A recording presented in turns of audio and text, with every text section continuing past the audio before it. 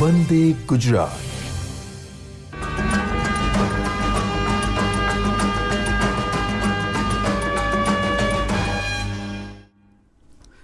નમસ્તે દર્શક મિત્રો, હું છું ધાર્મિક પુરોહિત. ગુજરાત રાજ્ય આપત્તિ વ્યવસ્થાપન સત્તામંડળ તરફથી આપ સૌનું આ સજ્જ સમુદાય સુરક્ષિત ગામ કાર્યક્રમમાં સ્વાગત કરું છું. મિત્રો, આપણે સૌ જાણીએ છીએ એમ કે આપત્તિ સામે પૂર્વ તૈયારી એ જ એક ઉપાય હોય છે. આપત્તિ સામે આપણી કેટલી પૂર્વ તૈયારી હશે એટલા જ આપણે સક્ષમ હોઈશું એ આપત્તિનો સામનો કરવા માટે. તો આ જ ઉદ્દેશ્યને ધ્યાનમાં રાખીને આ કાર્યક્રમની શરૂઆત કરવામાં આવી છે, જેમાં આપ સૌને ખ્યાલ છે એમ છેલ્લા 8 અઠવાડિયાની અંદર આપણે આપત્તિના અલગ અલગ વિષયોને શીખ્યા હતા, જેની અંદર આપણે જાણ્યું હતું કે આપત્તિ કેટલા પ્રકારની છે, આપત્તિ આવે ત્યારે શું કરવું, શું ન કરવું, માનવસર્જિત આપત્તિ કોને કહેવાય, કુદરતી આપત્તિ કોને કહેવાય, તેમજ અલગ અલગ લાઇન ડિપાર્ટમેન્ટ છે. ધારો કે રેડ ક્રોસ છે, તો રેડ ક્રોસ દ્વારા આપણે જાણ્યું હતું કે પ્રાથમિક સારવાર કેવી રીતે અપાય છે, CPR આપત્તિના સમયમાં આપણે કેવી રીતે અપાય છે, આપત્તિના સમયમાં આરોગ્યની શું આપણે સારસંભાળ રાખવી જોઈએ. ત્યારબાદ ACOCના માધ્યમથી આપણે જાણ્યું હતું કે પૂર્વ ચેતવણી એ કેવી રીતે આપવામાં આવે છે.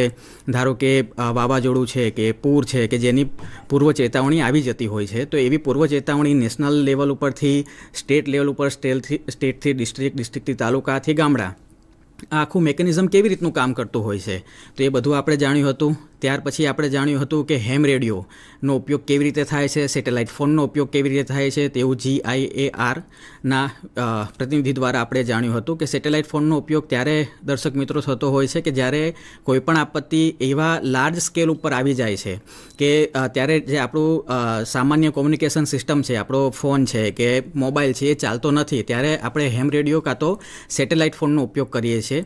તો એ આપણા જિલ્લામાં ક્યાં ક્યાં રહેલા હોય છે તેની આપણે માહિતી મેળવી હતી. ત્યાર પછી GSDMAના જ પ્રતિનિધિ દ્વારા આપણે જાણ્યું હતું કે આપત્તિની અંદર આપણે શું કરવું જોઈએ, GSDMAની માળખાગત સુવિધાઓ કઈ છે. તમારા જિલ્લાની અંદર જ્યાં કલેક્ટર ઓફિસ છે એની બાજુમાં જ DEOC આવેલું હોય છે, ડિસ્ટ્રિક્ટ ઇમરજન્સી ઓપરેશન સેન્ટર. તો એ છે, એ કેવી રીતનું કાર્ય કરતું હોય છે. MPCS બનેલા છે, દરિયાકીય જેટલા પણ આપણા જિલ્લાઓ છે ત્યાં MPCS બનેલા છે. તો MPCS ક્યાં બનેલા છે, MPCSનું કામ શું છે, એ બધું આપણે જાણ્યું હતું. ત્યાર પછી આરોગ્ય વિભાગ દ્વારા આપણે જાણ્યું હતું કે મેન્ટલ હેલ્થ એ કેટલી મહત્ત્વપૂર્ણ છે કોઈ પણ આપત્તિ આવે છે એ દરમિયાન, એના પછી અને એના માટે આપણે શું શું કરવું જોઈએ તે પણ આપણે જાણ્યું હતું. અને ગયા સપ્તાહે દર્શક મિત્રો આપણે જાણ્યું હતું કે ઔદ્યોગિક અકસ્માત એ શું છે, ઔદ્યોગિક અકસ્માત થાય ત્યારે આપણે શું શું વસ્તુઓ ધ્યાન રાખવી જોઈએ. આપણે રોજબરોજના જીવનની અંદર એક કે બીજી રીતે ઘરમાં હોય કે ઘરની બહાર હોઈએ તો આપણે કેમિકલથી જોડાયેલા છીએ. તો એ કેમિકલનું જ્યારે અતિક્રમણ થાય છે, એનો ડિઝાસ્ટરમાં એનું રૂપાંતરણ થાય છે, ત્યારે એની અસર શું શું થઈ શકે છે આપણા ઉપર, તો એ વિષય ઉપર પણ આપણે ડિસ્ટના અધિકારીશ્રી સાથેથી આપણે તે જાણ્યું હતું. આજે 9મા સપ્તાહના અંદર આપણે જાણીશું કે SDRF એ શું છે. આપણે બહુ વખત સાંભળ્યું હશે કે કોઈ પણ આપત્તિ આવી ત્યારે SDRFની ટુકડી આવી, સર્ચ અને રેસ્ક્યુ ઓપરેશન કર્યું, પણ એ SDRF છે શું એ આપણે સમજીશું. કે NDRF અને SDRF, NDRF છે તે નેશનલ ડિઝાસ્ટર રિસ્પોન્સ ફોર્સ, જે નેશનલી કામ કરતી હોય છે, અને સ્ટેટ ડિઝાસ્ટર રિસ્પોન્સ ફોર્સ જે સ્ટેટ સ્પેસિફિક હોય છે, રાજ્યને અનુષંગિક લઈને એ લોકો કામ કરતા હોય છે. કોઈ પણ ડિઝાસ્ટર આવે છે તો એની પહેલાં પછી એ લોકોનો બહુ મહત્ત્વપૂર્ણ રોલ હોય છે. તો એ આજે આપણે જાણીશું કે SDRF શું છે, કેવી રીતનું કામ કરે છે, ક્યારે કામ કરે છે, અને એના જ એક તજજ્ઞ વિશેષજ્ઞ આપણી સાથે સ્ટુડિયોમાં ઉપસ્થિત છે, શ્રી સુજલ ગુર્જર સાહેબ, જે DYSP છે SDRFના, જેઓ આજે આપણને માર્ગદર્શન આપશે કે આ SDRF કેવી રીતે કાર્ય કરે છે, આપણી SDRFની મદદ કેવી રીતે લઈ શકીએ છીએ, અને તે જ વિશે ઊંડાણપૂર્વક આપણને આજે ચર્ચા કરશે. તો ધ્યાન થઈને આપ સૌ સાંભળો, એવી જ પ્રાર્થના. નમસ્કાર દર્શક મિત્રો, આપ સૌ છેલ્લા 9 અઠવાડિયાથી જેવું ધાર્મિક સરે જણાવ્યું કે 9 અઠવાડિયાથી આપ જ્ઞાન લઈ રહ્યા છો ડિઝાસ્ટર રિલેટેડ, કે પછી પ્રાથમિક આરોગ્ય, 108, કેમિકલ વિશે, આ બધા વિષય ઉપર એક જ્ઞાન ધરાવવું એ બહુ મહત્ત્વની વસ્તુ છે. કારણ કે આ સામાન્ય જીવનમાં આપણને યાદ રહેતું નથી કે આ વસ્તુ થઈ શકે છે અને બને છે, અને આપણે દૈનિક જીવનમાં વસ્તુ થતી હોય છે. હવે ખાસ કરીને આપણે આજે મને ધાર્મિકભાઈએ આભાર કહું છું. ધાર્મિકભાઈ આપણા આભાર અને માનનીય સરકારશ્રીનો આભાર છે કે તેઓ આ જનજાગૃતિનું અભિયાન ચલાવી રહી છે. માનીય સીસીએ સાહેબ રેવન્યુ સાહેબે જણાવ્યું કે દરેક જનજન અને ગણગણ સુધી આ વસ્તુ માહિતી જવી જરૂરી છે, કારણ કે નવા બાળકો છે, યુવાઓ છે, અને તેઓ આ કામગીરીમાં કેવી રીતે જોડાય, બહેનો કેવી રીતે જોડાય, ગામના દરેક લોકો કેવી રીતે જોડાય અને સહિયારો સહકાર કેવી રીતે મળી શકે આપદા વખતે એકબીજાને, તે માટે એક આયોજન કર્યું. અને તે સપ્તાહ હેઠળ આજે અમને પણ બોલાવવામાં આવેલ છે અને તે વિશે મને જણાવેલ કે આપણે એસડીએફ વિશે અને આપણે જે આપત્તિ વિશે જે કામગીરી કરતા હોઈએ છીએ તો તે વિશે જણાવો. મિત્રો, આપણે ખાસ જણાવવા માગીશ કે ગુજરાત રાજ્યમાં 2001 26મી જાન્યુઆરીએ આપણા જ સૌરાષ્ટ્ર વિસ્તારમાં એક મોટો ધરતીકંપ એટલે ભૂકંપ આવ્યો અને ભૂકંપમાં જીવન બધું અસ્તવ્યસ્ત કરી નાખ્યું. તે લગભગ 10,000 લોકો તેમાં પ્રભાવિત થયા હતા, ઘણા બધાના મૃત્યુ થયા.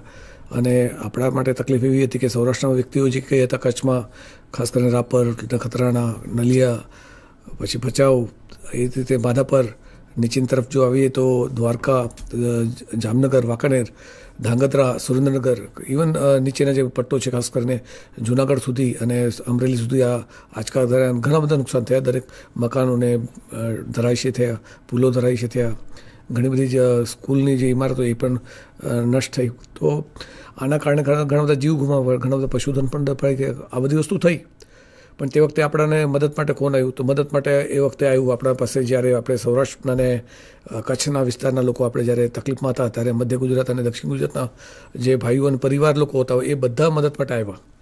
અને તે મદદ ક્યારેય ના ભૂલાય, કારણ કે સૌથી પહેલાં જો 48 કલાકમાં જોઈએ તો જમવાનું રાશન કે કપડાં, પાણી, આ બધી વસ્તુઓ તે લઈને એકબીજાને મદદ કરવા માટે આવ્યા હતા. સરકારશ્રીએ પણ પોતાનો બહુ પ્રયત્ન કરીને બધા જે કંઈ શક્ય હતા તે વસ્તુ સંસાધનો ઊભા કર્યા. અને જે તે વખતે માનનીય પીએમ સાહેબને એક વિચાર આવ્યો કે આ વસ્તુ જો થતી હોય તો આપદા વખતે શું કરીએ.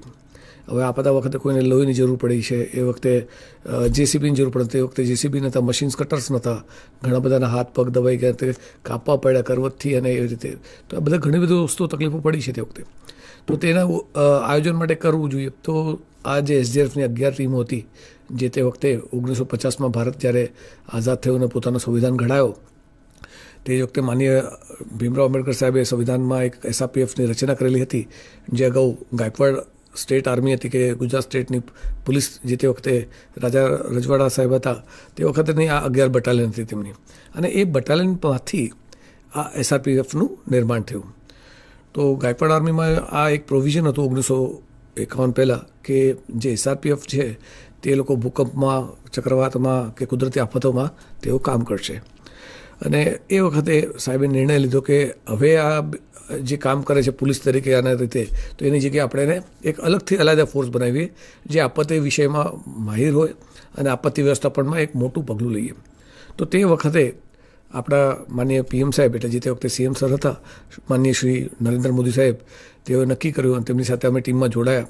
સાથે અમારા ડૉક્ટર તિરુ સર અને અમારા ડીજીપી શ્રી AK સિંહ સર, શ્રી હસમુખ પટેલ, અને આ બધા જોડાઈને એક સંકલ્પ કર્યો કે ભાઈ આ ફોર્સ છે તો એને અલગ રીતે આપણે તૈયાર કરીએ અને અલગ રીતે એને તાલીમ આપીએ અને વિષયો પર તાલીમ આપીએ જે આપદાના વિષય છે. તેના માટે મંથન થયું, સંચન થયું, તેમજ વિષયો પર અભ્યાસ થયો. અને અન્ય જગ્યાએ જે ઘટના બની તેમાં શું પરિસ્થિતિ નિર્માણ થઈ, તેમાંથી વૈકલ્પિક વ્યવસ્થા શું થઈ, તેના વ્યવસ્થાપનની સાથે સાથે લોકોને બચાવ કામગીરી માટે શું મદદરૂપ થયા અને કેવી રીતે સંસાધનો ઊભા થયા. તો તેના માટે એક સંશોધન કરીને એના માટે એક સંસ્થા ઊભી કરવામાં આવી.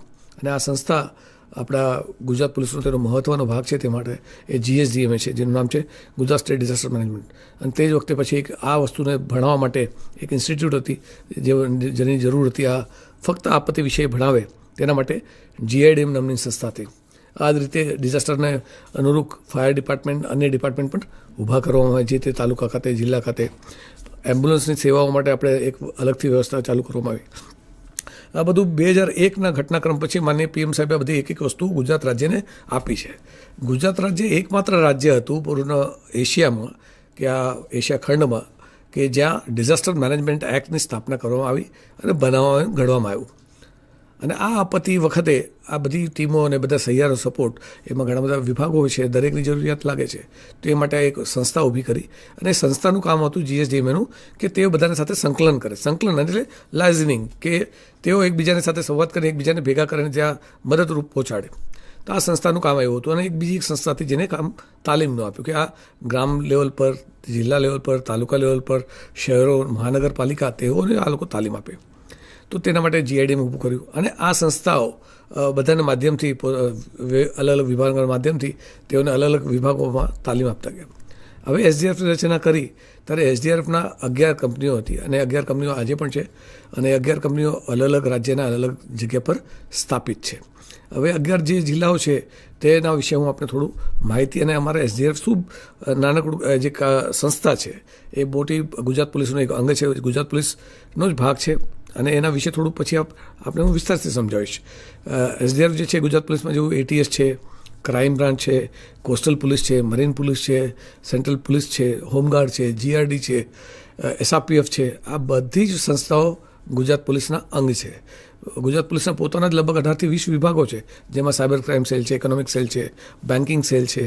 તો આ બધા સેલ વુમન સેલ છે અને 112 પણ અત્યારે હાલ સેવા ચાલુ કરવામાં આવી છે. તો આ બધા સેલ એક માનનીય DG સાહેબ ગુજરાત પોલીસના છે, તેમના હેઠળ ચાલતા હોય છે અને અલગ અલગ વિભાગના અલગ અલગ DGP સાહેબ પણ છે અને તેમની આ હેઠળ આ બધી કામગીરી ચાલતી હોય. પણ આ બધા માટે નિયંત્રણ માટે ઉપર એક કચેરી છે જેનું નામ છે સ્ટેટ ઇમરજન્સી ઓપરેશન સેન્ટર અને માનનીય CM સાહેબની કચેરી, અને તેના મારફતે માધ્યમે જે જરૂરિયાત હોય, જ્યાં જ્યાં વસ્તુઓ લાગતી હોય તે મુજબ કામગીરી અનુસરવામાં આવે છે. આ વિશે આપણે હું એક વિડીયો દર્શાવવા માંગીશ. Video sir.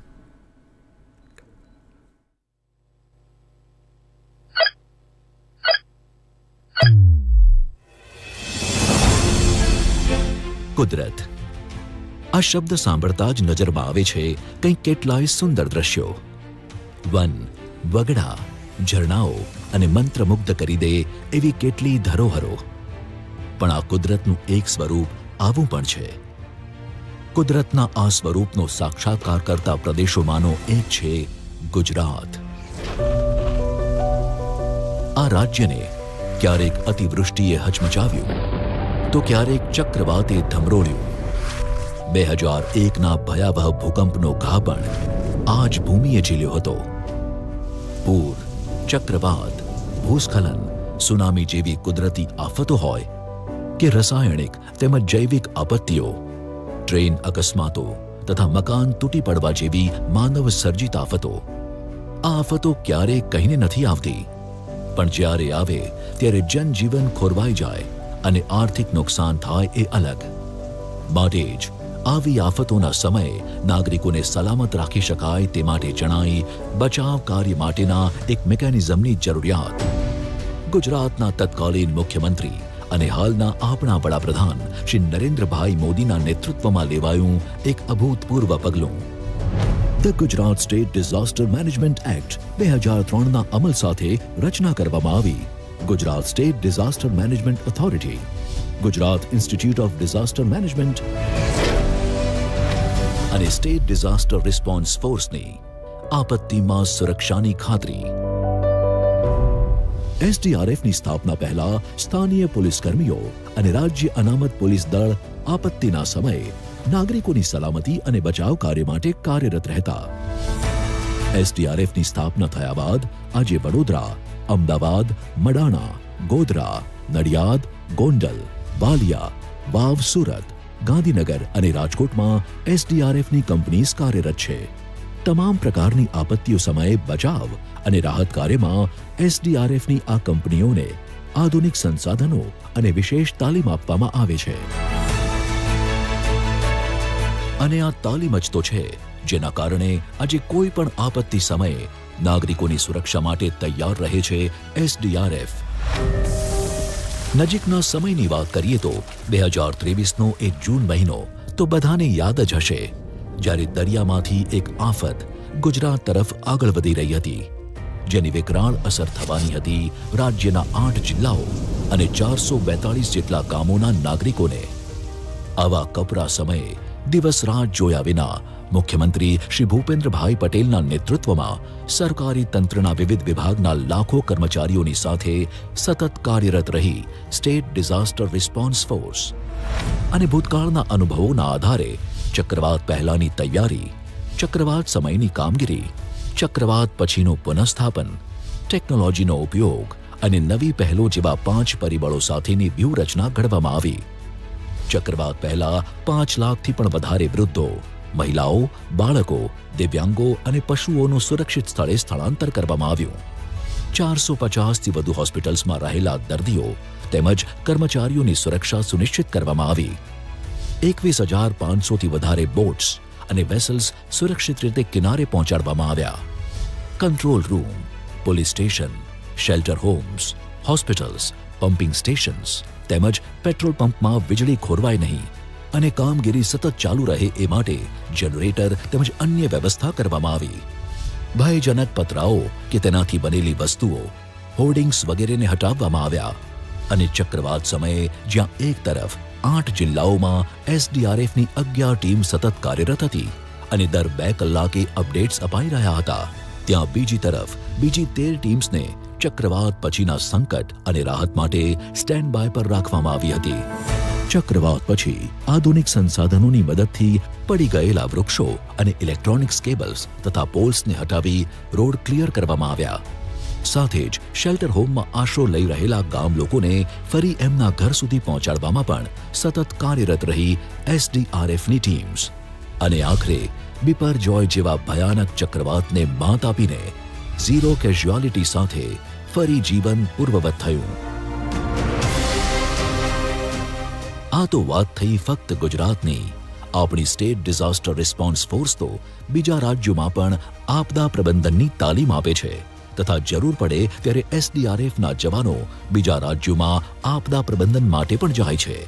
સાથે જ આપદા સિવાયના દિવસોમાં SDRFના જવાનો પોતે તો તાલીમ મેળવે જ છે અને સાથે જ બચાવ કાર્ય માટે તૈયાર હોય એવા નાગરિકોને ઇન્ડસ્ટ્રીયલ અને કેમિકલ ડિઝાસ્ટર, રેલ અકસ્માત અને CBRN જેવી આપદાઓ માટે તાલીમ આપે છે.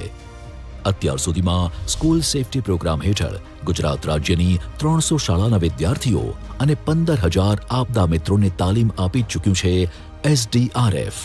અને આવનારા સમયમાં દર વર્ષે 5,000 વિદ્યાર્થીઓ, 7,000 જેટલા NCC કેડેટ્સ તેમજ NSS અને NGOના સ્વયંસેવકોને તાલીમબદ્ધ કરવાનું લક્ષ્ય છે. ગુજરાત અને સમગ્ર દેશમાં સંભવિત આફતો સામે નાગરિકોને સુરક્ષા આપવા સક્ષમ અને તૈયાર છે SDRF. State disaster response force, આપત્તિમાં સુરક્ષાની ખાતરી.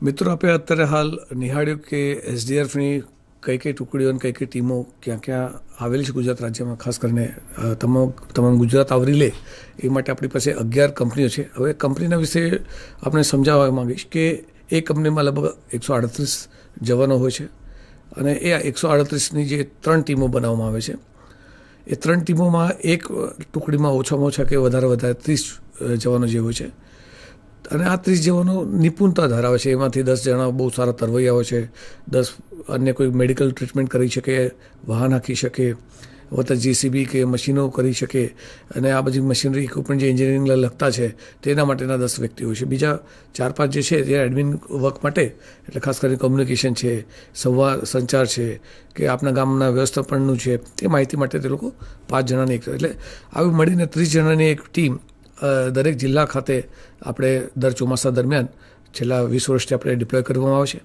અને આ 11 × 3 એટલે 33 જિલ્લા હતા, 33 જિલ્લામાં આપણી ટીમ કાર્યરત રહે છે. હવે જેવી આપત્તિ આવતી હોય છે તે મુજબ SCOC દ્વારા અમારા માનનીય DG સાહેબ છે તેઓને એક માધ્યમથી કહેવામાં આવે કે સર, અમારે આ ટીમની જરૂરિયાત છે અને આ જગ્યાએ અત્યારે હાલ પુષ્કળ પૂર છે. હાલની પરિસ્થિતિ ગણીએ તો આજે ચોમાસાનું પહેલું સત્ર શરૂ થઈ રહ્યું છે ગુજરાત રાજ્યમાં અને ભારે વરસાદ છે, ખાસ કરીને ભાવનગર, બોટાદ, અમરેલી, ત્યાર પછી જૂનાગઢ અને સોમનાથ વિસ્તારમાં. તો તે દરમિયાન SCOC દ્વારા એક લેટર અમારા DGP સાહેબ તરફ મોકલવામાં આવે કે અમારે આ વિસ્તારમાં સૌરાષ્ટ્ર વિસ્તાર છે કે દક્ષિણ ગુજરાત વિસ્તારમાં પુષ્કળ ભયાનક વરસાદ આવે છે અને ઓરેન્જ કે રેડ એલર્ટ છે, તો તેના માટે અમને એક ટીમની જરૂરિયાત છે. તે મુજબ આ ટીમને વિતરણ કરવામાં આવે છે. હવે જોવા જઈએ તો આજે ટીમ વિતરણ કેવી રીતે થાય છે, કે વસ્તુ થાય છે. દરેક રાજ્યમાં પોતાની એક ઇમરજન્સી સેન્ટર છે, દરેક જિલ્લા ખાતે છે, તાલુકા ખાતે છે, જેને આપણે ડિસ્ટ્રિક્ટ ઇમરજન્સી ઓપરેશન સેન્ટર કહીએ છીએ. હવે જ્યારે કોઈ પણ ગામમાં ઘટના બનતી હોય છે, એ ગામમાં ઘટનાના અલગ અલગ સ્વરૂપો છે, તેને આપણે લેવલ આપવામાં આવે છે, લેવલ 1, લેવલ 2 અને લેવલ 3 અને લેવલ 4. હવે જે પણ નાનકડી ઘટના બનતી હોય ગામમાં, જેને આપણે લેવલ 1 કહેવામાં આવે છે, નાનકડી ઘટના એટલે જે પરિભાષા છે આપણા ડિઝાસ્ટરની, એક વ્યક્તિને કંઈ વાગી ગયું હોય કે આગ લાગીને દજાયા હોય કે ડૂબતા હોય, તો એવા કે 1 થી 2 જણા હોય તો તેના માટે આપણે જે તે ગામના સ્થાનિક કમિટી હોય તે ત્યાંના મિત્રો હોય કે જે તરવૈયા હોય તેને બચાવવા જાય કે આગનું અગ્નિશમન છે એ તાલુકાનું બચાવેલો. તો આ લેવલ 1 છે. એ રીતે લેવલ 2 પણ છે કે જે તાલુકા લેવલે કે જે જિલ્લા લેવલ તેનો હલ થઈ શકે. લેવલ 3 એવું હોય કે જે એક ગામથી બીજા ગામડાઓ કે એક તાલુકો અને એક જિલ્લો આખો પ્રભાવિત થવાનો હોય અને સંભાવના હોય ત્યાં આગળ અકસ્માતના કે અન્ય વસ્તુઓના. જિલ્લાથી મોટા પાયે એક જિલ્લાથી બીજા જિલ્લા, તો તેને લેવલ 3. અને જ્યારે રાજ્ય કક્ષા આવી જાય અને આખું રાજ્યમાં સમાવેશ થઈ જાય તો એને લેવલ 4 કહેવામાં આવે છે. ખાસ કરીને ભૂકંપ હોય છે તો તે લેવલ 4માં આવે છે, અને વાવાઝોડું છે તે પણ લેવલ 4માં આવે છે. વરસાદ વિસ્તાર વાઇઝ છે, વિસ્તારમાં જે વિસ્તારમાં વરસાદ હોય તેને પછી એને લેવલ કેટેગરી આપવામાં આવે છે.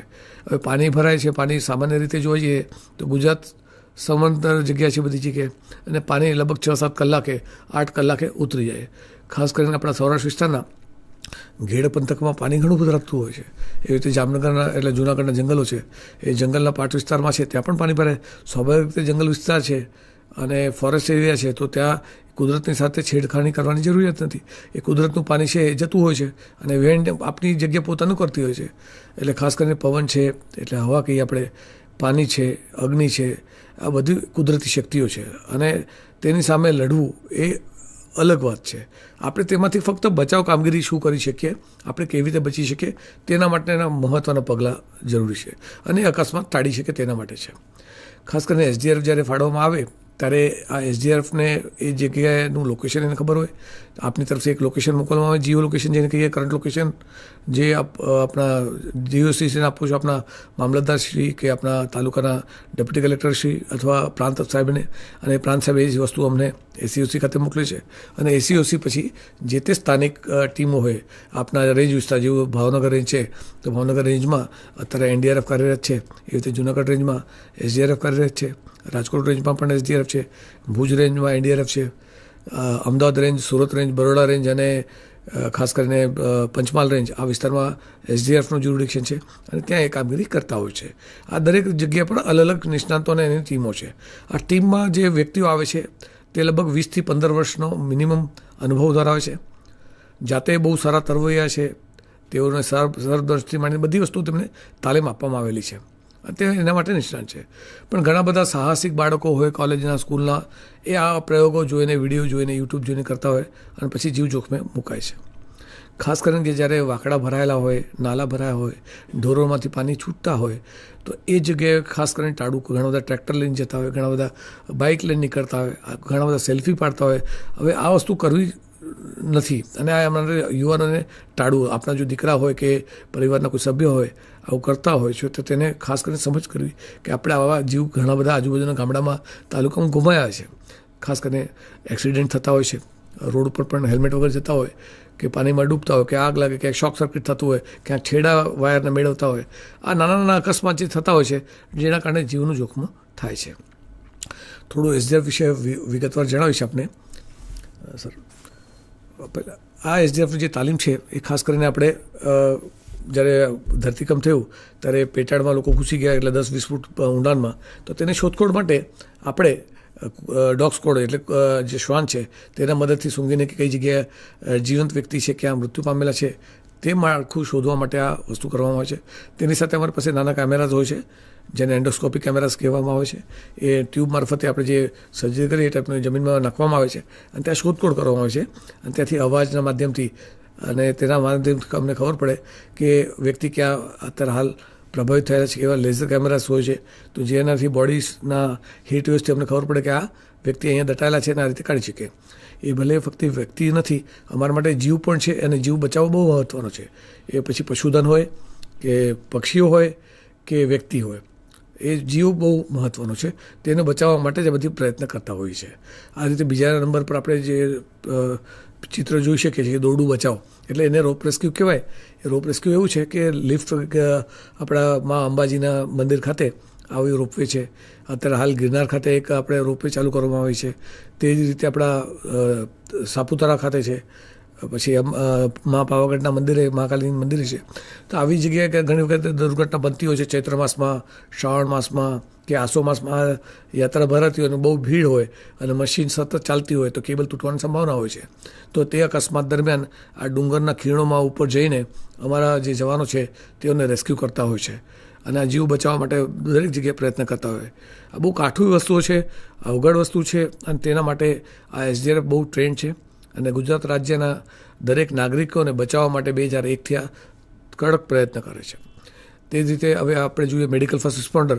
આ વ્યક્તિઓ મેડિકલના પેરામેડિકલ લોકો હોય છે જે કે નર્સિંગની અને એની તાલીમ લીધેલી હોય, એના લેવલ માટે તાલીમ માટે સ્પેશિયલાઇઝ હોય છે કે જો કોઈને હાર્ટ એટેક આવી ગયો હોય, કોઈને સર્જરી થઈ ગઈ હોય, કઈ વસ્તુ થઈ હોય તો તાત્કાલિક એ જે સ્થળ ઉપર પ્રાથમિક ઉપચાર આપીને તે 108ને સમજ કરીને જે તે હોસ્પિટલને સંવાદ કરવામાં આવે છે કે આ જગ્યાએ આ અમારા પેશન્ટ આવી રહ્યા છે. એને કેટેગરી આપવામાં આવે છે કે ઓર્થોપેડિક પેશન્ટ છે, કે આંખના એટલે ઓપ્થોરિલના છે, ગાયનેક પેશન્ટ છે, કે પછી પેડિયાટ્રિક એટલે નાનકડું બાળક છે, કે બ્રેન ઇન્જરી છે તો ન્યુરોસર્જનની જરૂરિયાત છે. તો એના માટે અમે જેવી રીતે પેશન્ટને જે વખતે ઉપાડીએ છીએ તે જ વખતે તેનું લોગ અને નામ અને એના વ્યક્તિનું તેના માટે એના વોર્ડ નક્કી કરીને જે તે સંસ્થા એટલે ખાસ કરીને મેડિકલ હોસ્પિટલ આજુબાજુમાં જે હોય તેને અમે મેપિંગ કરીને ત્યાં મોકલી આપવામાં આવે છે. તે રીતે CBR નામની એક ટીમ છે, બધી આપણા ખૂણામાં દેખાય છે. એ કેમિકલ માટે જે શ્રી વેકરે સર આપણે જણાવ્યું, કેમિકલના જે ડિઝાસ્ટર થયો તે ભયાનક છે. ખાસ કરીને દક્ષિણ ગુજરાત વિસ્તારમાં સુરત છે, વાપી છે, નવસારી છે, વડોદરા છે, અંકલેશ્વર છે, ભરૂચ છે, આ બધા ભયાનક વિસ્તારો છે જ્યાં ક્યાંક CNG એટલે કેમિકલના બ્લાસ્ટ થાય કે કંઈક ન્યુક્લિયર બ્લાસ્ટ થાય તો તે વખતે જીવ બચાવવો બહુ મુશ્કેલ છે, કારણ કે હવામાં તાત્કાલિક ફેલાય અને તેને રોકવા માટે કોઈ સાધનો નથી હોતા. ઉપાય એક જ છે કે આપણે શેલ્ટરોમાં જઈએ અને ક્યાંક સેફટી મેળવી શકીએ. હવે આ નિરાવરણ કરવા માટે આપણી પાસે ગુજરાત રાજ્યમાં ડિશ નામની સંસ્થા છે જે આ વસ્તુઓ માટે તેમની મદદ માટે તેઓ મોકલે છે. તે જ રીતે ફાયર બ્રિગેડ બહુ સક્ષમ છે આ કેમિકલ ડિઝાસ્ટર માટે કે ફાયર માટે અને ન્યુક્લિયર માટે સેના માટે. આના માટે ગુજરાત રાજ્યમાં એક NDRFની ટીમ પણ આપવામાં આવી છે જે ફક્ત CBR માટે જ ઉપયોગ માટે છે. બાકી માટે તમામ અન્ય ડિઝાસ્ટર જે છે તેના માટે ગુજરાત પોલીસનું આ SDRF મહત્ત્વનું બળ છે અને દરેક જગ્યાએ કામ કરતા હોય છે. હવે અન્ય નીચે જુઓ તો પૂર અને બચાવ કામગીરી છે. એટલે દરિયામાં કે પાણીમાં કોઈ ઊંડા ડૂબી ગયા હોય અને બોટ કેપ્સાઇઝ થઈ ગઈ, જે વચ્ચે અત્યારે આપણે મોરબીમાં દુર્ઘટના થઈ કે વડોદરા ખાતે થઈ, તો તે વખતે આ જે ટીમો આવે છે તે બચાવ કામગીરી કરી શકે છે. તો આ બચાવ કામગીરી માટે જે તે સ્થાનિક વ્યક્તિઓ છે તેનો અભાવ હોય છે, તરતા આવડતું નથી અને એના કારણે ઘણી બધી ઘટનાઓ બનતી હોય છે. હવે નાગરિકોએ પોતાની મદદ માટે પોતે જાતે પણ તૈયાર થવું જરૂરી છે. Next sir. આ રીતે આપણે દરેક જિલ્લા ખાતે, ગામડા ખાતે, તાલુકા ખાતે સ્કૂલના યુવાનો છે, કોલેજના છોકરાઓ છે, તો એ બાળકો કે ઇવન આપણા નાગરિકો તેઓને તાલીમ આપવા માટે આપણે મોક ડ્રીલ આયોજન કરીએ. મોક ડ્રીલ એટલે પ્રશાસનિક એક સચેતના છે કે હવે યુદ્ધ થશે તો યુદ્ધના સ્થિતિમાં આપણે ગ્રામજનોએ શું કરવું, આગ લાગે તો ત્યારે શું કરવું, ભૂકંપ આવે ત્યારે દોડી જવું. એ એક વચ્ચે ફોટો દેખાય છે કિશોરી રંગના ટીશર્ટમાં જાય છે, એ આપણે દેખાડે છે કે ભાઈ ધરતીકંપ આવ્યું છે તો આપણે દોડીને નીકળી જવું છે, કે આગ લાગી ગઈ છે અને તેમાંથી આ પેશન્ટ કાઢતા અમારા ફાયરના જવાનો છે જે પહેલાં તસવીરમાં જોઈ ગયા, કોઈ ઘાયલ થઈ ગયા છે તો તેને કેવી રીતે ઉપાડીને લઈ જઈએ, તે બાબતની તાલીમને આપણે મોક ડ્રીલ દરેક તાલુકા ખાતે કે જિલ્લા ખાતે જેવું માન્ય કલેક્ટર સાહેબ શ્રી આયોજન કરે તે મુજબ આપણે કરતા હોઈએ છીએ.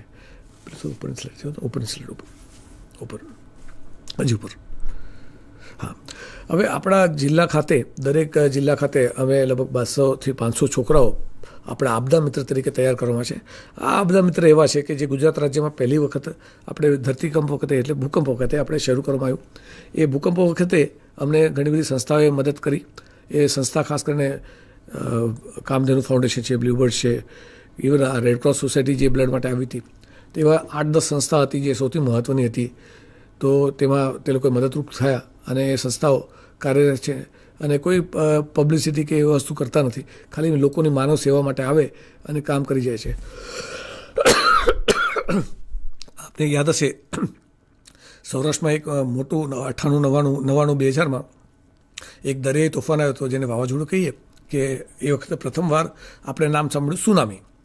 અને આપણું ખાસ કરીને પોરબંદર, જુનાગઢ, સોમનાથ, દ્વારકા, જામનગર, મોરબી આ બધા પાણીમાં 30-30 મીટર સુધીના ઊંચા પાણી આવ્યા, શહેરોમાં ઘૂસી ગયા અને પાણી અસ્તવ્યસ્ત કરી નાખ્યું.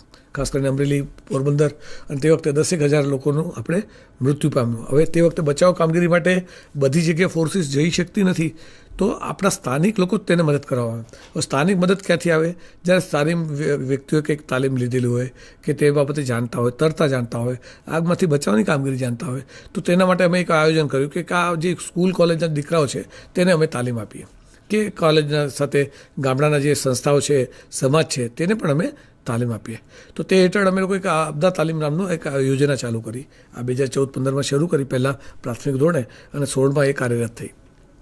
તો એ પ્રથમ યોજનામાં આપદા મિત્રને માનનીય પીએમ સાહેબનું નામ આપ્યું આપદાન, એટલે સ્વયંનું દાન. તો સ્વયંનું દાન દરેક સમાજ આવી શકે, દરેક જાતિ આવી શકે. માનવ જીવન બચાવવાનું છે, જીવન રક્ષા કરવાની છે લોકોની. એ ભલે પશુ હોય, જીવધન હોય, માનવધન હોય, એ બધાને બચાવવા માટેની આ યોજના. તો તેમાં અમે આપદા મિત્રને આગમાંથી કેવી રીતે નીકળવું, કેવી રીતે બચાવ કામગીરી, તરતા શીખવાડીએ છીએ. ડૂબી ગયા વ્યક્તિ છે તેને કેવી રીતે કાઢવા, અને કોઈ વ્યક્તિ બેન એકલી છે અને સુવાવડ થયું હોય તો તેને તાત્કાલિક સારવાર માટે લઈ જવું. તે સાથે કોઈ અકસ્માત થયો રોડનો કે રેલવેનો કે એ વસ્તુઓ આપણા ગામ નજીક થઈ તો તેને મદદરૂપ કરવા કેવી રીતે જઈએ. તો દર 2 વર્ષે લગભગ 5-1 હજાર આપણે આપદા મિત્ર ગુજરાત રાજ્યને આપણે તાલીમ કરીને આપીએ છીએ. અને આ ગુજરાત રાજ્ય પોલીસ તેને નિઃશુલ્ક રીતે તેને ભણાવવામાં આવે છે, તાલીમ આપવામાં આવે છે. તે જ રીતે આ જોઈને અન્ય રાજ્યોએ પણ માંગણી કરી કે ગુજરાત રાજ્યની જે SDRF છે તે અમારા રાજ્યને પણ તાલીમ આપે. અમારા જે નિષ્ણાતો છે, આ જે વિષયો જે ગત 7 અઠવાડિયામાં ભણ્યા છું, તેના જે નિષ્ણાંત, ખાસ કરીને ફિઝિકલ ટ્રેનિંગ, પ્રેક્ટિકલ વાંચવું અને ભણવું, અને તેને કરતાં પ્રેક્ટિકલ કરવું, એટલે વ્યક્તિગત વસ્તુ જોઈ, નિહાળવી અને તેમાંથી નીકળવું, એ અલગ છે, એ અનુભવ અલગ છે, અને અનુભવો જ મેઇન કામ આવે છે. તો આ જે માસ્ટર ટ્રેનર છે એ આપદા મિત્રમાંથી જ આપણે બનાવ્યા છે, હોમગાર્ડમાંથી, GRDથી. હવે આપણા દરેક ગામમાં એક હોમગાર્ડ છે, GRD છે. આપણા સૌરાષ્ટ્ર વિસ્તારમાં એને SRD કહેવાય.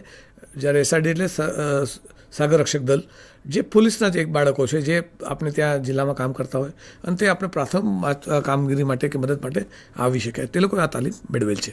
હવે આ તાલીમ મેળવ્યા પછી તે લોકોને દર 15 દિવસે એક બેઝિક ટ્રેનિંગ કરવામાં આવે છે પોલીસ હેડક્વાર્ટર ખાતે. તેમને ઓરિએન્ટેશન પ્રોગ્રામ કહેવાય કે રિક્રિએશન પ્રોગ્રામ કહેવાય, તે મુજબ તેમને તાલીમ આપ્યા. તે જ દરમિયાન આપણા શાળાઓ જે ચાલતી હોય છે, એ શાળાઓ છે કે આપણા ગ્રામ પંચાયત ખાતે અમે આ ચોમાસા દરમિયાન આપણા જિલ્લા ખાતે હોઈએ છીએ. તો સપ્ટેમ્બર, ઓક્ટોબર જે મહિનો હોય છે ત્યારે ચોમાસું ઓછું થઈ જાય અને જે વીછી, સાપ કંઈ ઓછું થઈ જાય, કે પાણી, કીચડ, કાદવ ઓછું થઈ જાય, ત્યાર પછી આપણા ગામમાં આવીને અમે દરેક સ્કૂલ, કોલેજ કે જે આપણી સંસ્થાઓ છે કે સમાજની વાડી છે, ત્યાં આવીને આપણે મદદરૂપ થઈએ છીએ. તો આપ પણ આપણા પોતાના ગામ ખાતે જ્યારે SDRF આવે તેમને આમંત્રણ આપીને બોલાવી શકો છો. અને આ વસ્તુ આપણે આપણા ગામ માટે માનનીય સરપંચશ્રીને વિનંતી કે આપણા જે સભાસદ છે કે ડેરીના ચેરમેન છે કે અન્ય સંસ્થાઓ છે આપણા ગ્રામ્ય વિસ્તારમાં, તેઓ આ લોકોને બોલાવી શકે છે. અને તેમને ત્યાંના PSI, PI જે હશે SDRF જિલ્લા ખાતે, આપ તેમને વિનંતી કરશો અથવા જિલ્લા કલેક્ટરને કહેશો કે અમને આ ટીમસર ભણવા માટે મોકલવા વિનંતી છે. આ પ્રાંત સાહેબને કહી શકો છો, અથવા ડેપ્યુટી કલેક્ટર સાહેબ છે, કારણ કે ડેપ્યુટી કલેક્ટર સિવાય તેમને કોઈ ફાળવી શકતા નથી. એટલે ડેપ્યુટી કલેક્ટર સાહેબને વાત કરશો તો એ આપણે મદદ માટે, એટલે ભણાવવા માટે ખાસ કરીને મોકલશે. તો તે માટે પણ આપણો જે જાગૃતિ જાય ચક્રવાત વિશે, કે પછી હીટવેવ, રોગચાળા, પૂર, આગ કે અન્ય વસ્તુઓ જે છે કયા માધ્યમથી આપ મેળવી શકો છો, તે માટે આપ તાલીમનું આયોજન કરી શકો છો. Sir, next slide. હવે ગુજરાત રાજ્યની જે SDRF છે તેના મહત્ત્વના આપણે ટીવીમાં જોતા હશો. એક તો આપણે અત્યારે હાલ મેં વ્યાખ્યા આપી કે કંડલામાં જે આવેલું ભયાનક તોફાન, જેમાં 10,000 લોકો વિક્ટિમ થયા, અને તે વખતે આપણા આ SDRFના 1100 જવાનોએ કામગીરી કરી આ 10,000 લોકોને બોડીઝ કાઢી દરિયામાંથી કે વિસ્તારમાંથી અને તેને પોતાના પરિવાર સાથે પરત અપાવ્યું. હવે દરિયા તોફાન એટલો મોટો હતો કે તે વખતે આપણી પાસે કોઈ સંસ્થાઓ નથી કે બચાવ કામગીરી નથી. એને જોઈને 2001માં પાછું ધરતીકંપ થયો, એટલે ભૂકંપ થયો, તે વખતે આ બધી સંસ્થા ઊભી થઈ. હવે દાખલો બતાવીશ કે આ એક ગયા વર્ષે, ગત વર્ષની ઘટના, આવી ઘટના દર વર્ષે કંઈ થતી હોય છે અને તેમાં આ બચાવ કામગીરી કરતા હોય છે. એક જંગલ વિસ્તાર છે ગોધરા, એટલે મહીસાગર જિલ્લાનું જંગલ વિસ્તારમાં એક ડેમ આવેલો છે, અને ત્યાં હાઇડ્રો ટર્બાઇન પાવર જનરેશન કરીને છે. 70-80 ફૂટ નીચે એક ટર્બાઇન છે જેમાં વીજળી ઉત્પન્ન કરે છે આ ડેમમાં. અને એ ડેમમાં કોઈ કામગીરી કરવા માટે તેમના વર્કરો અને એ લોકો ત્યાં નીચે ગયા હતા, એમના તજ્ઞો અને એન્જિનિયરો. હવે જ્યારે અંદર ગયા તો એક દિવાલ તૂટી ગઈ ડેમની, અને એના અંદર પાણી રિસાવ થઈ ગયું, અને પાણી ભરવાના કારણે 70 ફૂટ સુધી પાણી આવી ગયું. હવે પાણીના અંદર ઉપર ચડી જતા તો નીચેના માળામાં આ જવાનો અટકાઈ ગયા હતા. તો આ વર્કર કે મજૂરોને જે બહાર કાઢવા હતા, લેબર જે અંદર ફસાઈ ગયા કે એન્જિનિયર ફસાઈ ગયા, તેમને કાઢવા માટે એસડીએફને કરવામાં આવ્યું. ઘણા બધા સંસ્થાઓએ તે માટે પ્રયત્ન કર્યો.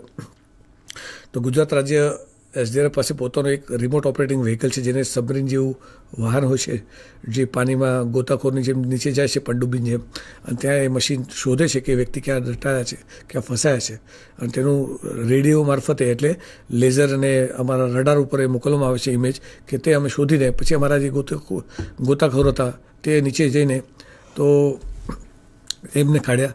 આપ જોઈ શકો છો 100 ફૂટ અને ઊંડું 80 ફૂટ હતું, 130 ફૂટ પહોળું હતું.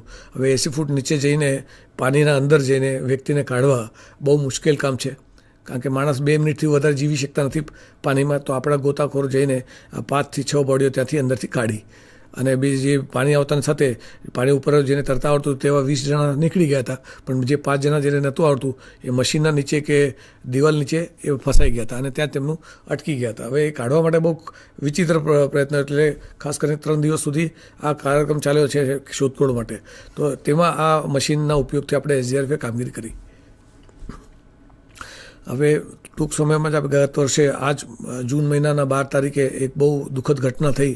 ગુજરાત રાજ્ય અને એરાટરી ભરાવે એવી વસ્તુ હતી, તે એર ઇન્ડિયા પ્લેન ક્રેશ. 1:40 આ વિમાનની દુર્ઘટના થઈ, અને લગભગ 2000 ડિગ્રી જેટલું ટેમ્પરેચર હતું, અને એમાં આપણા એસડીએફને જાણ થઈ એસયુસીથી. તો એ નેતૃત્વ મારા હેઠળ જ થયું, આમાં ઇન્સિડન્ટ કમાન્ડર તરીકે હતા. તો આ દરમિયાન ઘણા બધા લોકો ત્યાં જીવો ફસાયા હતા. વિમાન તો બ્લાસ્ટ થયું જ છે અને ફ્યુલ થયું હતું, પણ તે સાથે બાજુમાં પાછળ એક બિલ્ડિંગ જોઈ શકો છો.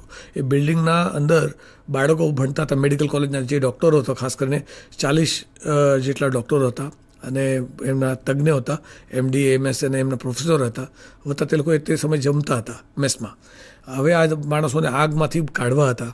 તો ગુજરાત પોલીસની આ એસડીઆરએફ પોતાના જીવ જોખમે ખેડી, પોતાના ઉપર ગોધડા ધાબળા નાખીને, અને ફાયર બ્રિગેડના મિત્રોના સહકારથી સિવિલ ડિફેન્સ અને જે લોકો છે તેમને કહ્યું કે તમે લોકો અમને અમારા પર પાણી છાંટો, અમે અંદર ઘૂસે, અને અંદર એવી રીતે કરીને ધસતી આગમાં 1000-2000 ડિગ્રી ટેમ્પરેચરના અંદર ઘૂસીને આ બિલ્ડિંગોમાંથી અલગ અલગ જગ્યાથી દીકરીઓ, બહેનો, બાળકોને એવા 40 જેટલા બાળકોને કાઢીને તેમને સારવાર માટે બચાવ્યા. એટલે આ વસ્તુ આપણે એર ઇન્ડિયા ઘટના ઘટે, પણ આજે 40 થી 60 જણા જેને જીવતા કાઢ્યા એ ખૂબ જ મહત્ત્વના હતા. જે આંકડો 240 હતો તે વધીને લગભગ 350 જેવું થઈ શક્યો હોત, પણ તે આ એસડીએફના બચાવ કામગીરીના કારણે તેઓ બચી ગયા, અને તાત્કાલિક જમતા એસડીએફે પૂછ્યા વગર, જાણ્યા વગર નીકળી ગયા. કારણ કે સૌથી પહેલાં એલર્ટ કોલ અમને જે SOS મળે તો જીવ બચાવવો મહત્ત્વનો છે. તે દરમિયાન આપ જોઈ શકો છો, એક સ્લાઇડમાં લખેલું છે, તે જગ્યાએ એક સૂર્યવંશી ભાઈ હતા જે સૌથી પહેલાં મદદ માટે સ્વયંસેવક તરીકે રહ્યા. તે જે ડૉક્ટર શાહ હતા, જે અમારા આપદા મિત્ર છે. એવા ઘણા બધા આપદા મિત્ર જે હું મેસેજ મળતા તે આવી ગયા. શ્રી કેતનભાઈ જોશી હતા, તે જે અમારા માટે બહુ વરદાનરૂપ છે, કારણ કે એ કોરોનામાં પણ અમારી સાથે હતા. કોરોનામાં પણ 38,000 લોકોનું રોજનું સેવા આ એસડીઆરએફ કરતી હતી. કોરોના દરમિયાન જે આપણે પોલીસ દેખાતી હતી આપણા જિલ્લામાં કે કામગીરી કરતા દવાખાનામાં, એ બધી જ એસડીઆરએફ હતી.